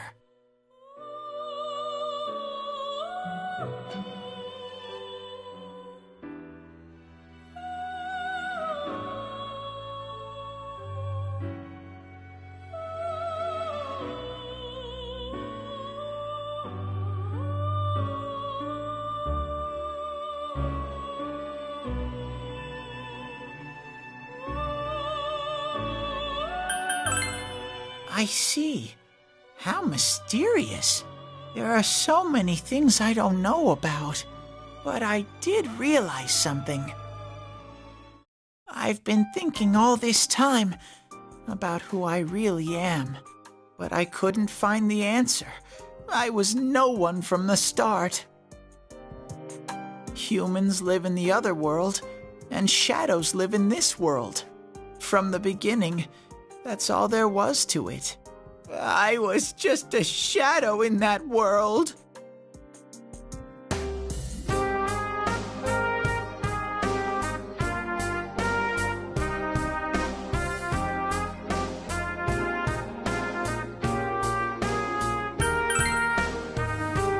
I figured something out. That day at the hospital, I realized that I really can't do anything. As soon as I thought that, I lost consciousness. Then when I woke up, I was inside the fog. Shadows can't stay in the human world. They aren't allowed. I walked and walked, but there was nothing all around me. Just when I started thinking that I couldn't go anywhere, I heard the noise of a car. And then I was here. I remember lots of things now. My world is a place shaped by human thoughts. One day, a shadow living in that world awakened to human emotions. But humans and shadows are completely different entities. So he made himself forget that he was a shadow. He wanted to forget. He wanted people to like him. And that's how he came to look like this. I really am stupid. What the other Teddy said before, in the end, it was all true. No matter how much I search for myself, I have no self. There was no me to begin with. I'm just a shadow that took a different form so humans would like me. It would have been better if I had never remembered. But I did. I'll probably turn back to a regular shadow soon. Oh yeah, Sensei, one day, when you meet Nana-chan in heaven, apologize for me. Tell her, I'm sorry I couldn't do anything. Tell her, I'm really sorry.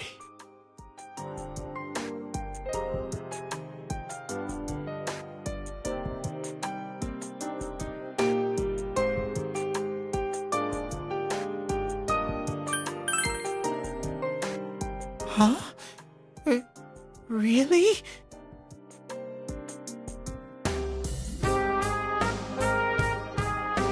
Nana-chan's. Wow, that's wonderful. I'm so glad. Glad that I could at least hear that. My heart feels so much lighter now. I'm starting to feel sleepy. What a strange place. It feels so soothing.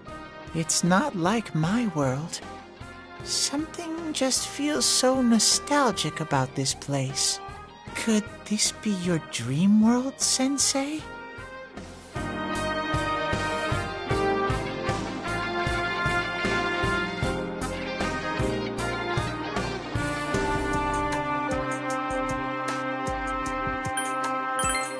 Aha. But I wonder why I met you here. What am I supposed to do now?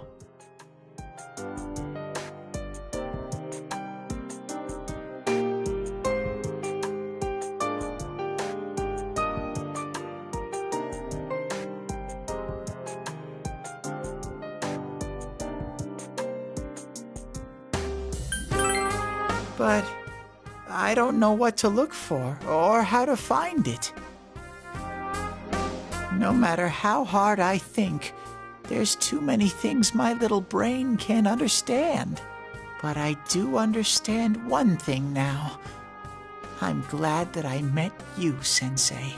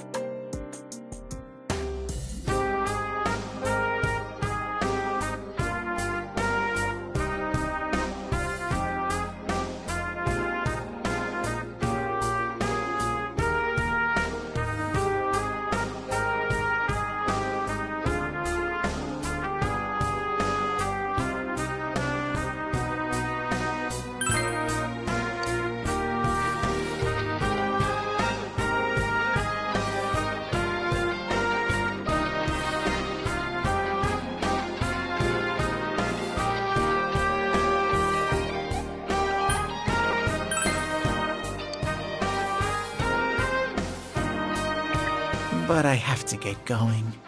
This is your place. It doesn't seem like somewhere that I'd be allowed to stay. Goodbye, Sensei.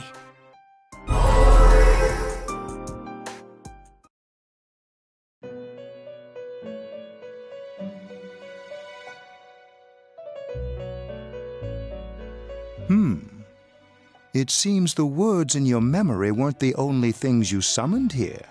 This is a room for guests who have an ego that can be nurtured.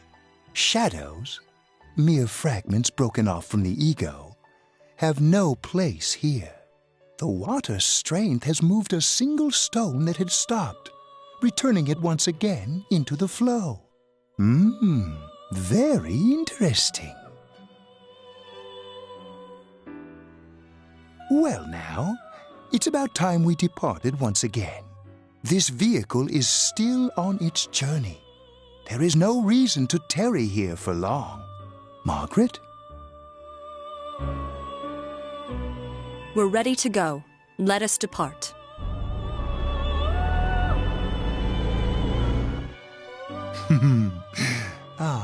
You are every inch the guest I had anticipated. Now it's time for you to return. I am even more intrigued now as to where this is all headed. We'll be waiting for your next visit.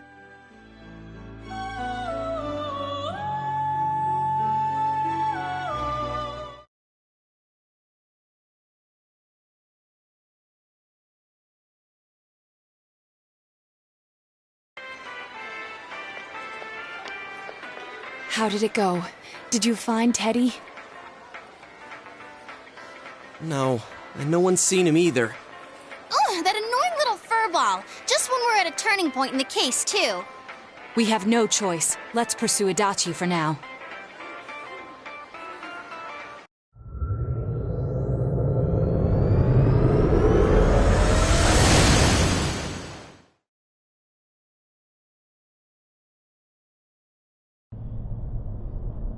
Whoa. Look how dense this fog is.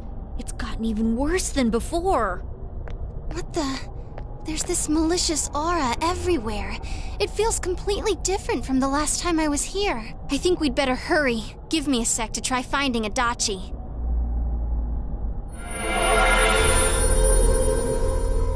Does this mean both this world and ours are getting messed up? Our glasses work on the fog on the other side. It can't be normal. And I heard more people are falling ill because of the fog. I wonder what's going to happen. I sense him. Adachi's definitely in here. Are you serious? Which way? Hold on. So he did come to this side. Well, that settles it. There's virtually no doubt remaining that he's the true culprit. Once we capture him, solving the mystery of this world and the rest of the case can't be far behind. Then maybe we'll find out where Teddy came from, too. Man, where is that bear anyway? Well, I can say for sure he's not here.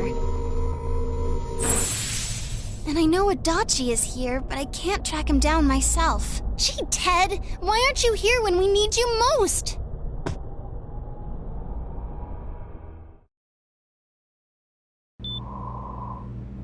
This place.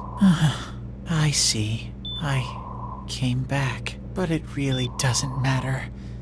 I'm completely useless. Nana-chan, I'm so sorry. Teddy? It is you, Teddy. I heard your voice. You said, hang in there. I heard my big bro and everyone else too. Nana-chan! Oh, hold on! I'll get the doctor!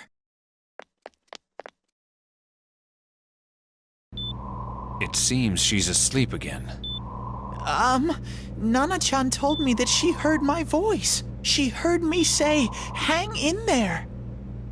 It could be that her frankly miraculous recovery was because everyone's voices reached her. Even unconscious, people are capable of hearing others' voices. My voice. And theirs too. Everyone. In any case, there are too many things we don't understand about her condition and what caused it. We're doing our best, but it's difficult when everything about her illness is a total unknown. Unknown? Well, if anything happens, please send for me.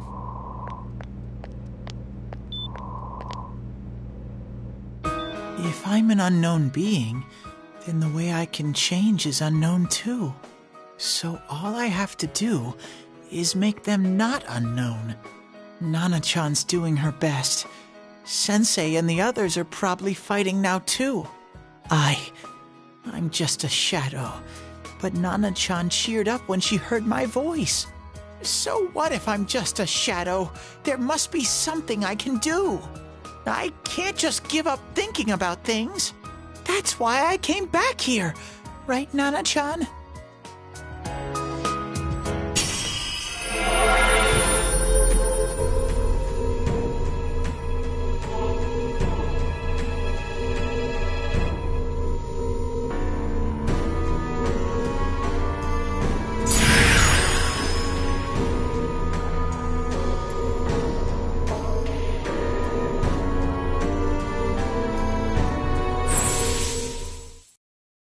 Right. I need to get back to the others. Hang in there, Nana-chan. I'll be back soon.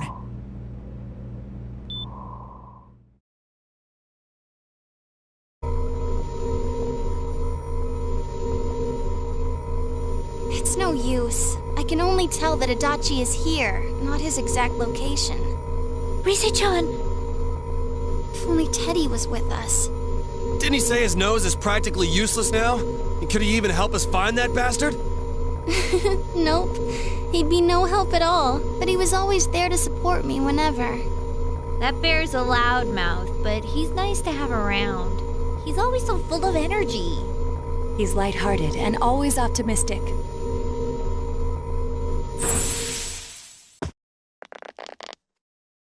I'm alright. I just got a little dizzy. The fog's so dense, it's hard to see through it. Why don't we call it a day? It won't do us any good if you collapse. I agree. If Rise-san became fatigued, even if we found Adachi, our capacity in battle would be reduced. Moreover, it's almost nighttime. We should return to our world for the present.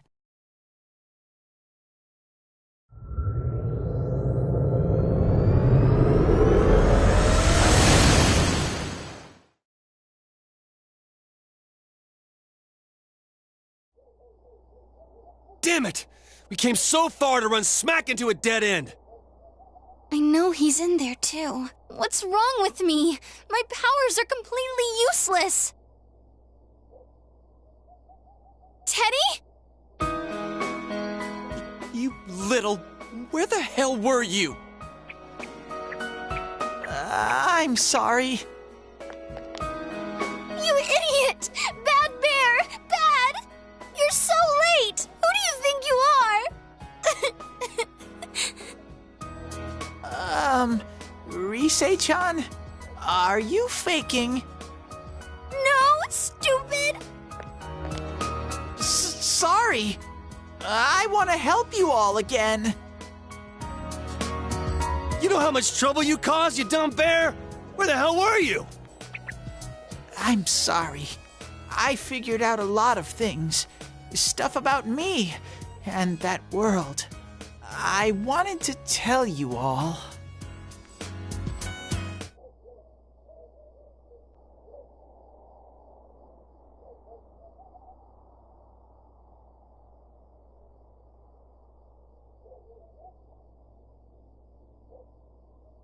A shadow? You mean you're one of those things we've been fighting? Yup.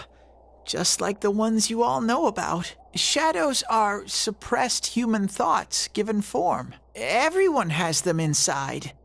Wait, you say you're a shadow, but you didn't attack us. And you kept telling us from the start that you wanted to bring peace and quiet back to that world, right? But in the end, I was just an ordinary shadow. Nothing special about me at all. I did everything I could until now to try and make my world peaceful. But instead, the weird fog started seeping out into this world too. I'm sorry. I'm really sorry. If I really was special, then maybe... It's no big deal. I mean, we weren't expecting much from you in the first place. And about you being a shadow, we pretty much figured you were something like that anyway. Huh? What are you saying? Here I am pouring my heart out to you, and you say you thought I was something like that anyways? No normal person would think such a pretty bear could really be a shadow! So what's the problem with being a shadow? It's true that you may have been born that way, but you now possess the power of persona. A shadow is suppressed power. Once controlled by the ego, it becomes a persona. Doesn't it follow, then, that you must have developed an ego? Whether the ego masters its shadow, or the shadow awakens to its ego. The only difference I see is the order in which the process occurred. Oh, Teddy's practically human then! I'm the same as humans? You keep trying to figure out who you are, just like all of us here. You can't do much on your own. You really aren't that special. See? What's so different between you and us?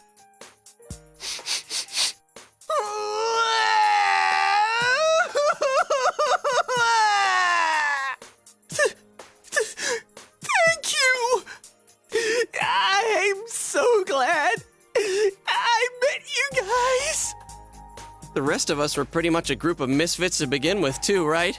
You fit right in, man. I beg your pardon? Who are you calling a misfit? Isn't that just you, Senpai? Hey, that's not something a detective would say. Or an idol, either. Gee, stop crying, will ya? Now's not the time for that. While you were gone, we figured out who murdered the announcer and Senpai. It was Adachi. Huh? Adachi? That total goofball? Whoa! I didn't notice at all. Looks like I'm pretty blind to that sort of thing. But you all know him. If you can't find someone like that, I don't think I can help you. Like I said, we're not expecting much from you. Well, the main thing is, it's hard to get pumped about this without someone nice and fuzzy around. Yeah, what Kanji said. Okay. Thanks, guys. All right, now that the band's back together, let's take it from the top. Starting tomorrow. It's been a while, but I'll do my best to look for him too. Leave it to Fuzzy.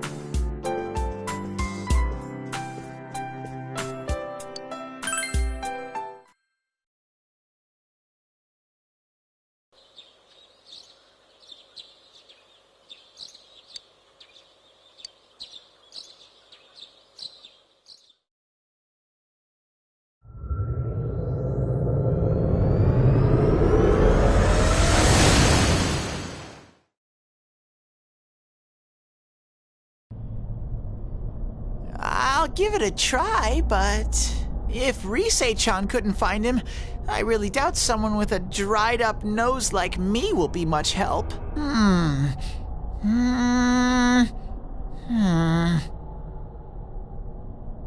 I do smell Adachi Baby in here, but the fog is completely covering up his scent. Teddy, you can't do it either?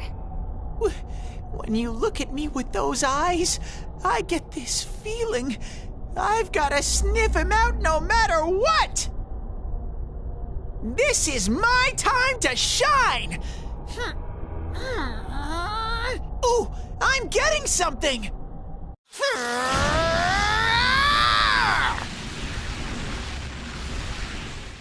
Teddy? Hey, quit wandering around. You better not flake out on us again. Huh? I sense it from this-a-way. Is it Itachi? How do I put it? It's kinda hazy, but at the same time, it feels like I've got a whopper on the line. I don't get it.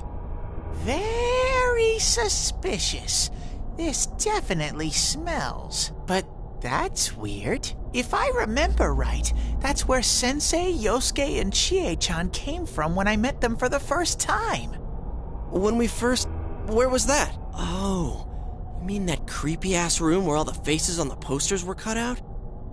Yep, there's someone there. Teddy, you really are amazing. It was just dumb luck. It's because that's where I first sensed Sensei and the others. That's why it kinda smelled over there. Oh, I see. Wait, did you say it smelled? Wasn't that the room where Yosuke had to go to the bathroom and... Huh? You're saying he peed his pants there? Ew, I don't want to hear it. Oh, you lie so bad! Dude, I did not piss my pants! Shit, quit spreading random rumors about stuff like that. Well, it happened so long ago, my memory's kind of fuzzy, you know? Okay, guys, enough fuzziness. Follow me, the master of fuzzy logic.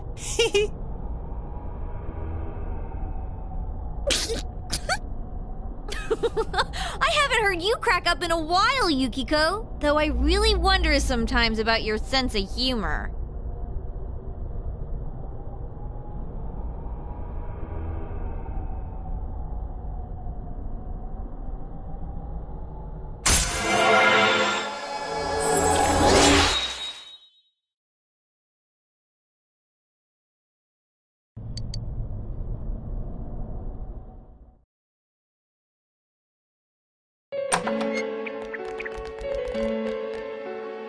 Damn bitch.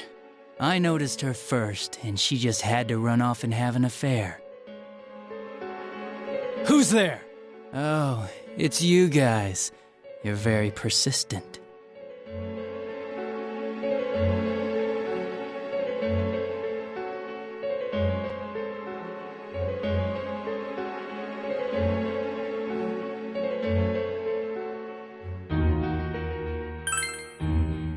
You're getting on my nerves, kid.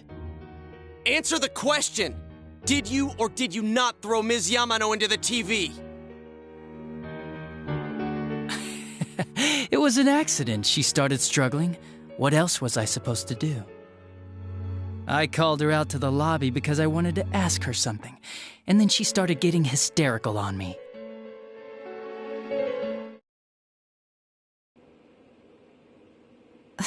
Who are you? And what's this something important you called me out here for? What they say on the news isn't true, is it? All that talk about you having an affair and whatnot? It's all a lie, right? Why do I have to explain myself to you? I see. So you don't deny it. You caught my eye. But it turns out you're another worthless bitch. What's wrong with you? Don't make me call for help. Shut up. Shut up. Shut up. I think you need to see what it's like to fear for your life. It'll get your head straight. What are you going to do?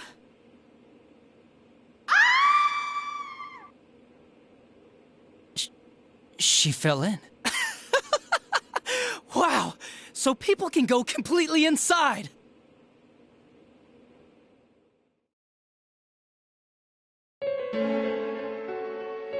Good thing for me, no one else was around there in the middle of the night. That happened in our lobby? I learned about the Midnight Channel through some rumor. You hear a lot of fishy stories like that on the Force. But it was pure coincidence that I touched the screen and discovered my power. I burst out laughing when I found out. I knew right away that this was going to be interesting. So you tested it out on Mayumi Yamano? Nah, it was nothing like that. I'm a very sincere fellow. I was just trying to punish the stupid bitch a little for betraying me. Yeah, putting them inside the TV was never the plan. But you know, both Mayumi and that dippy high school girl struggled for no reason. Then you were responsible for Saki-senpai's death! Saki? Oh yeah, her name was Saki Konishi, or something like that. At first I just called her in because of work-related stuff, her being the one who found Mayumi's body and all. And naturally, if there was any chance she'd seen something, I'd need to know, right? So I was all set to be a nice guy to her, and then that bitch.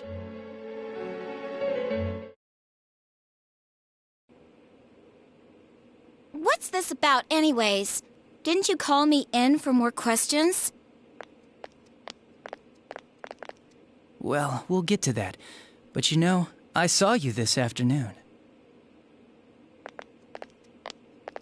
You were getting pretty cozy with that Namatame. Huh. So I'm not good enough for you. Well, I know how to deal with girls like you. No!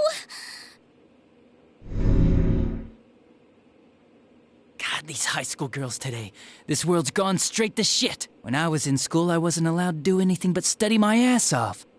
I was supposed to be the best of the best, and instead they stick me in the boonies. But I guess I got the sweet power to make up for it. Life's not so bad after all. Get on your knees and beg, and maybe I'll let you out. Yeah, like that'll happen. As if I'd walk into a death trap like that.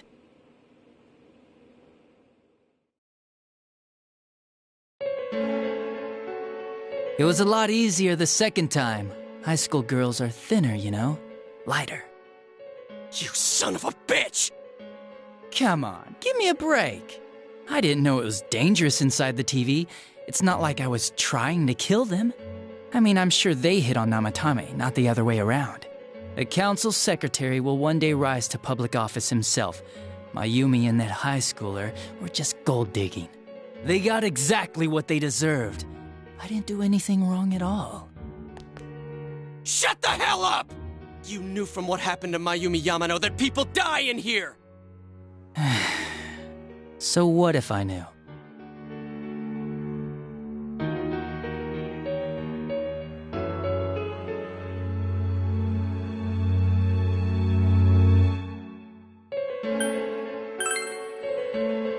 No one. You already know it was Namatame who did the rest. He called the police in the middle of the night just after they found that Saki girl's body. The rest of the force had their hands full with the double homicide, and it happened that I was the one who took the call.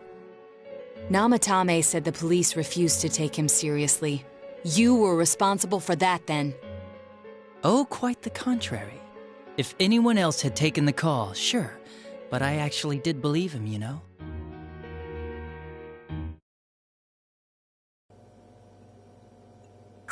That's the pattern to the 2 deaths so far? And now you're seeing a girl in a kimono on that weird program, and you think she'll die too, is that right?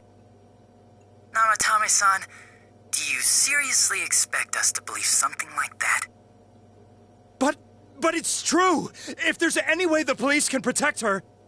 Listen, there's no way the police are going to make a move based on a fantasy story like that. It does sound interesting, though. But... Oh, I have an idea. If you really want to save her that much, why not do it yourself? Like, you could shelter her somewhere. Someplace where no one could find her. Where no one could find her? Save her yourself. You can do it. I'm busy, so I'm hanging up now. Bye.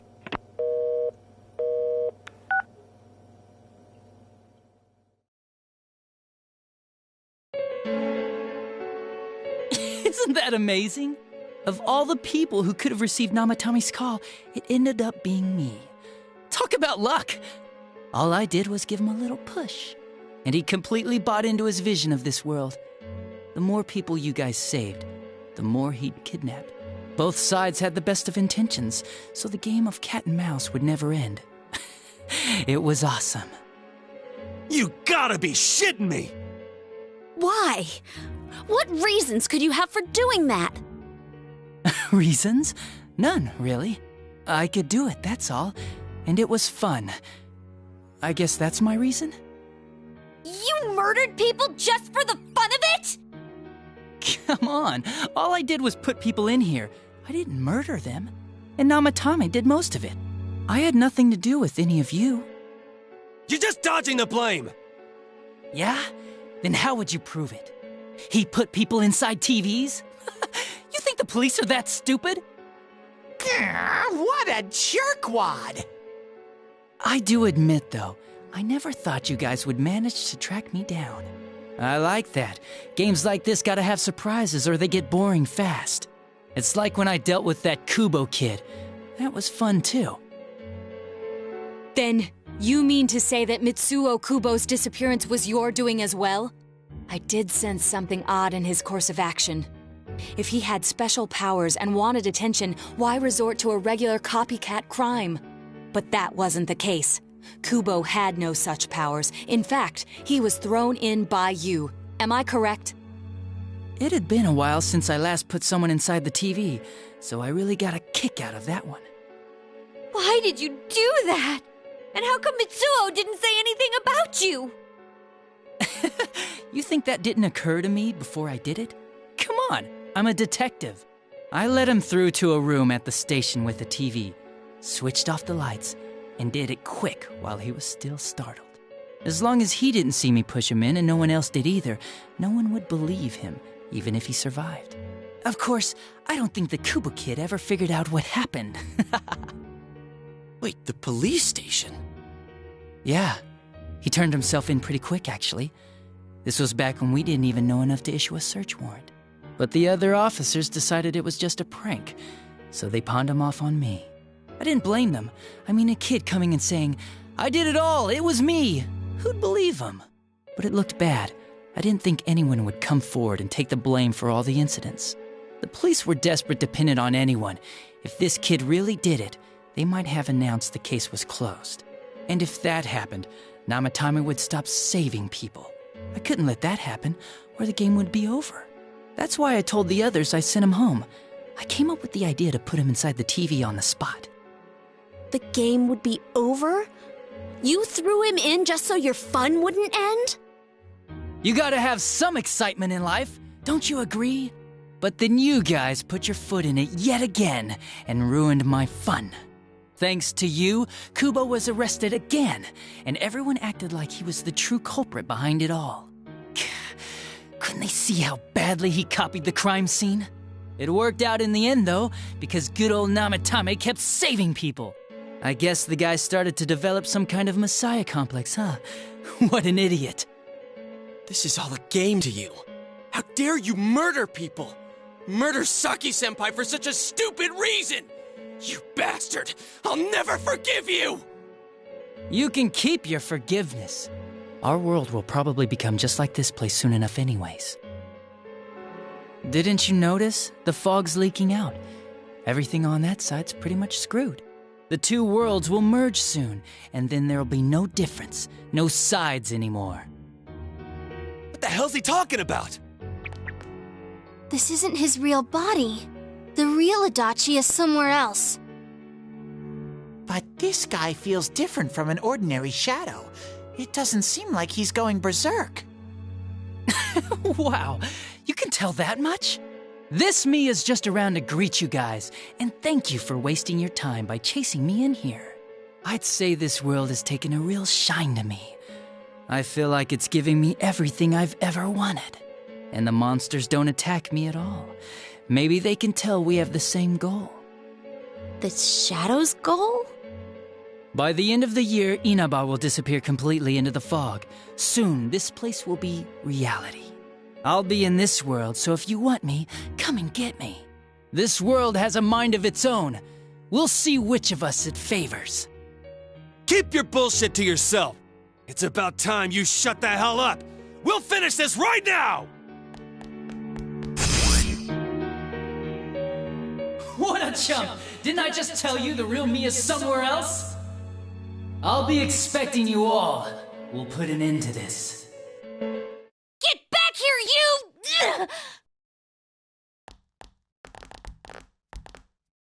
That stuff about the world's mind and how this place will become our reality.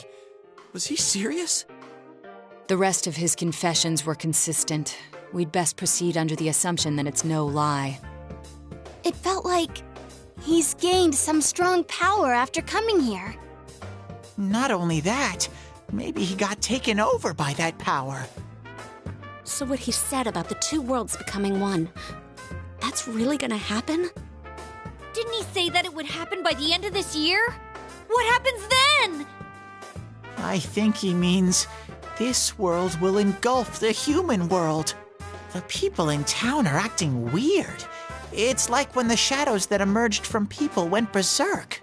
If the fog gets even thicker, and this town is completely shut off from the outside world, then the other side might become full of shadows, like over here. You mean everyone's gonna turn into shadows? Damn it! Damn that bastard! Why?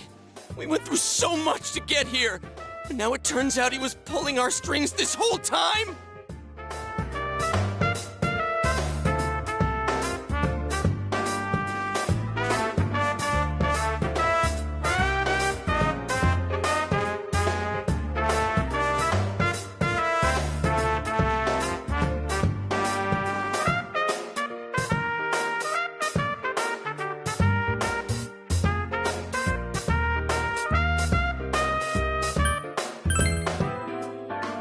Yeah.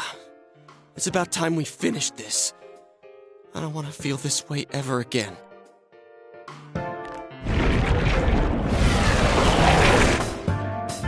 There's a path we can take now. I sense Adachi's presence from that direction. He's taunting us. Bring it on! Let's go kick his ass right now! Wait. I suggest we prepare ourselves first. We can't let him stab us in the back ever again.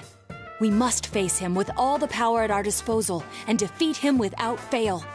I'm a little worried what he means by the end of the year, but now's not the time to freak out. Let's get prepared.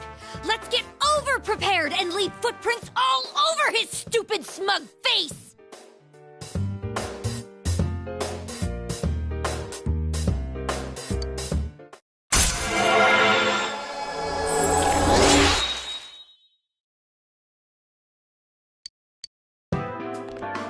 Senpai, please don't go on alone. I understand that it must hurt, since you seem to have a personal relationship with him. Maybe that's why. I feel a presence kind of like yours up ahead. He might be calling to you. Wait, never mind. Forget I said that. We're all going together, okay? Promise us.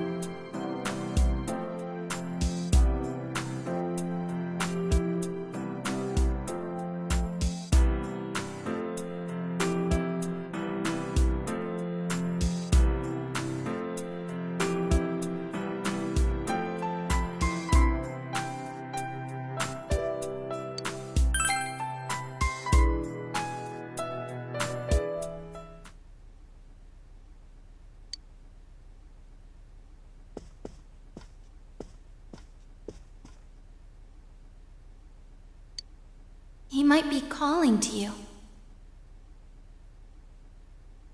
We're all going together, okay? Promise us.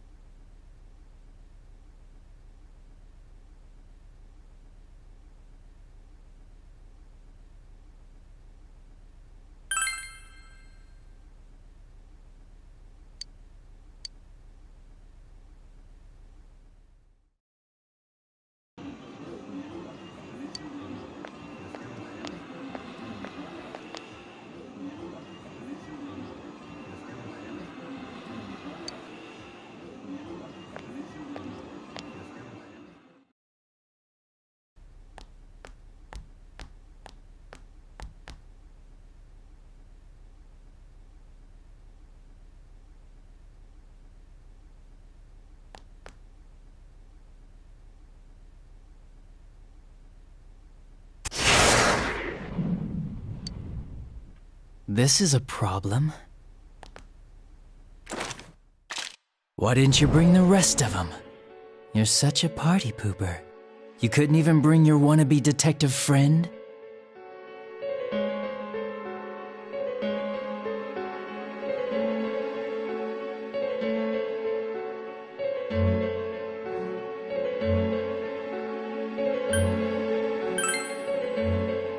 To what? Change my mind? Don't kid yourself. Your whole gang should be here. You know, work together, beat the bad guy. Friendship, effort, victory. You guys love that stuff.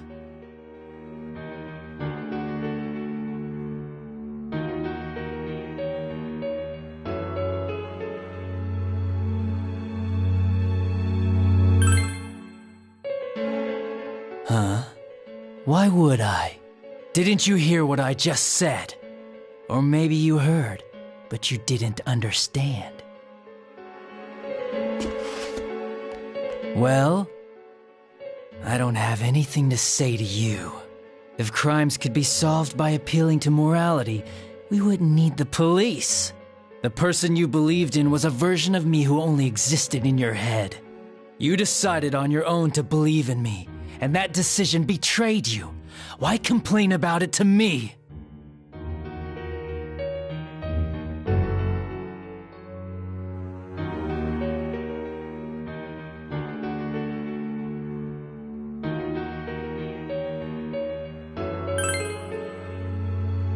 You say the dumbest shit. It's people like you who come to me alone, naively thinking you can turn me around, that piss me off the most. What do you think will happen if I shoot you?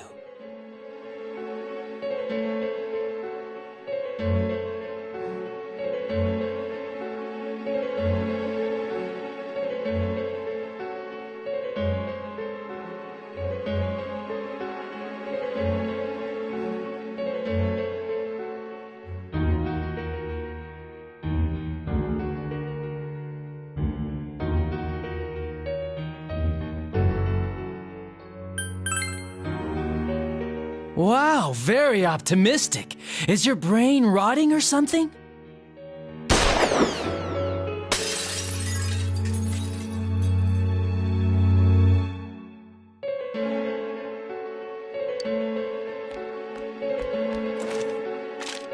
I won't miss next time. Do you get it now? We're done talking. I won't miss next time.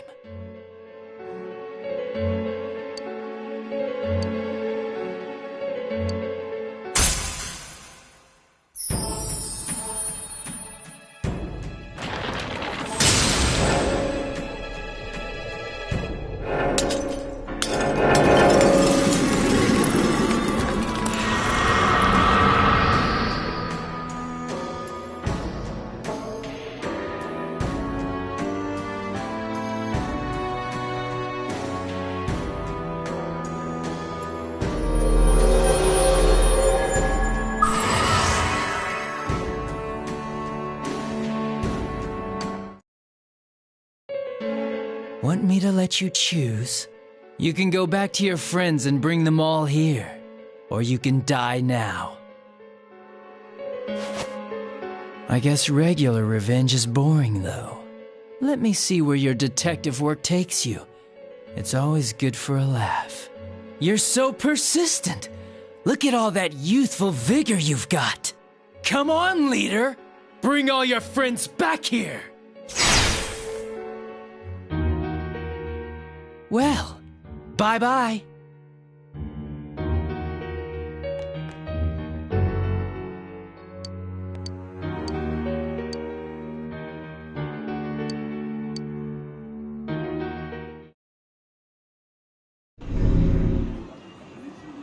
Welcome back. I told you not to go alone, though I knew you would anyway. It's okay. I understand. I'll keep it a secret from the others, and I won't ask about Adachi for now. But come on, you should trust us more.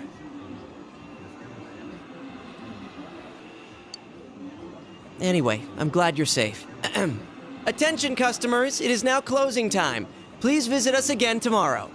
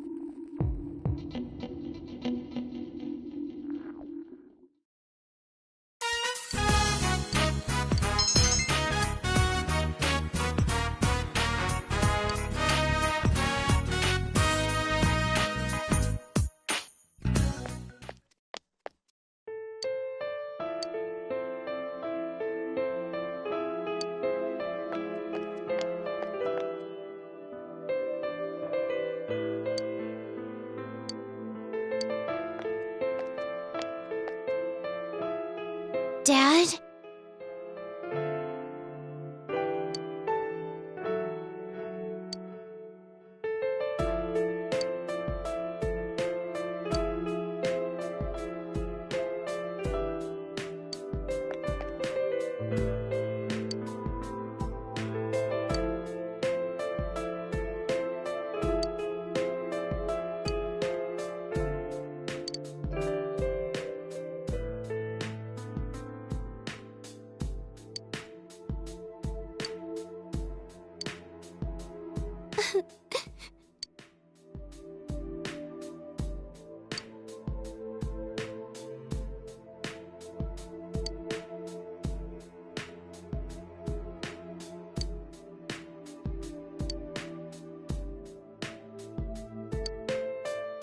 Mom?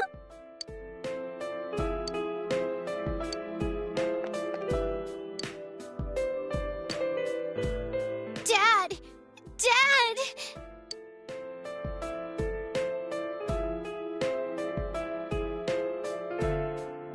Dad, thank you for bringing me into this world.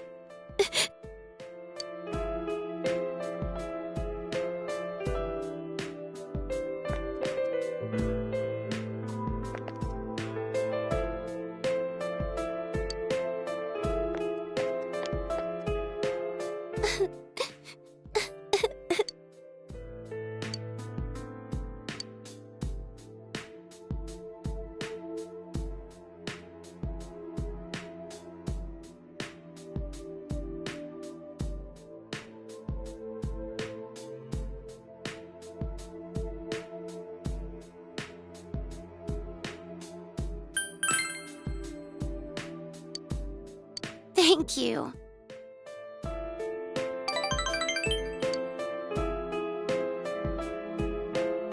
Stay by my side.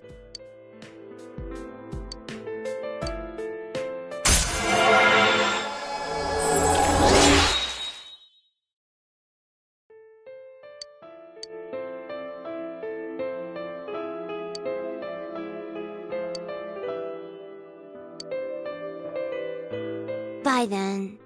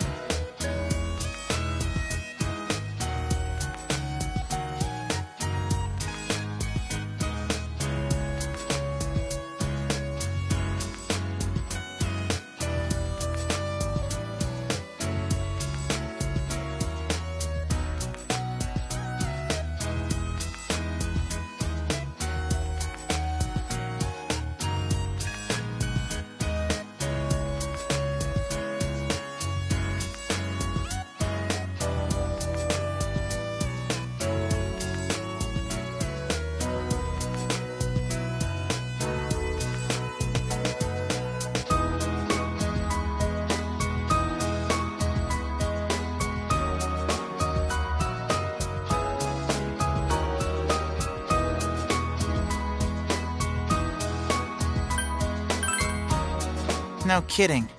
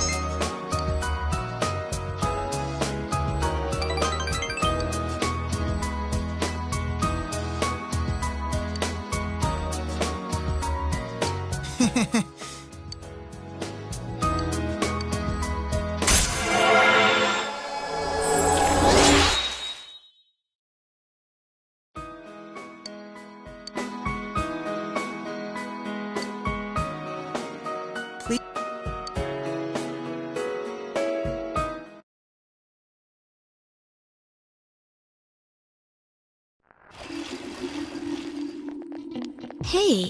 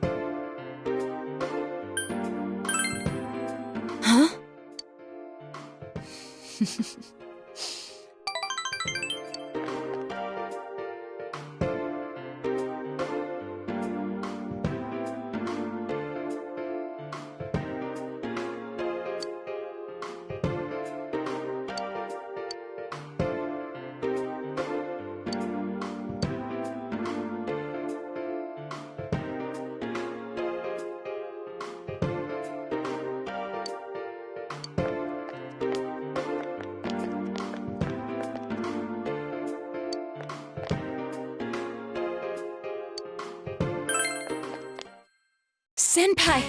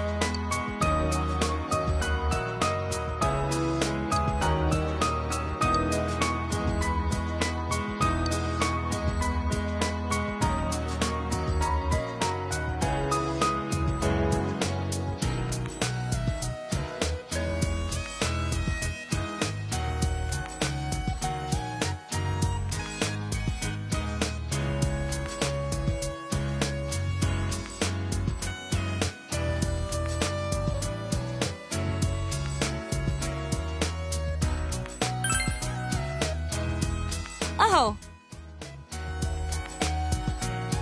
Huh?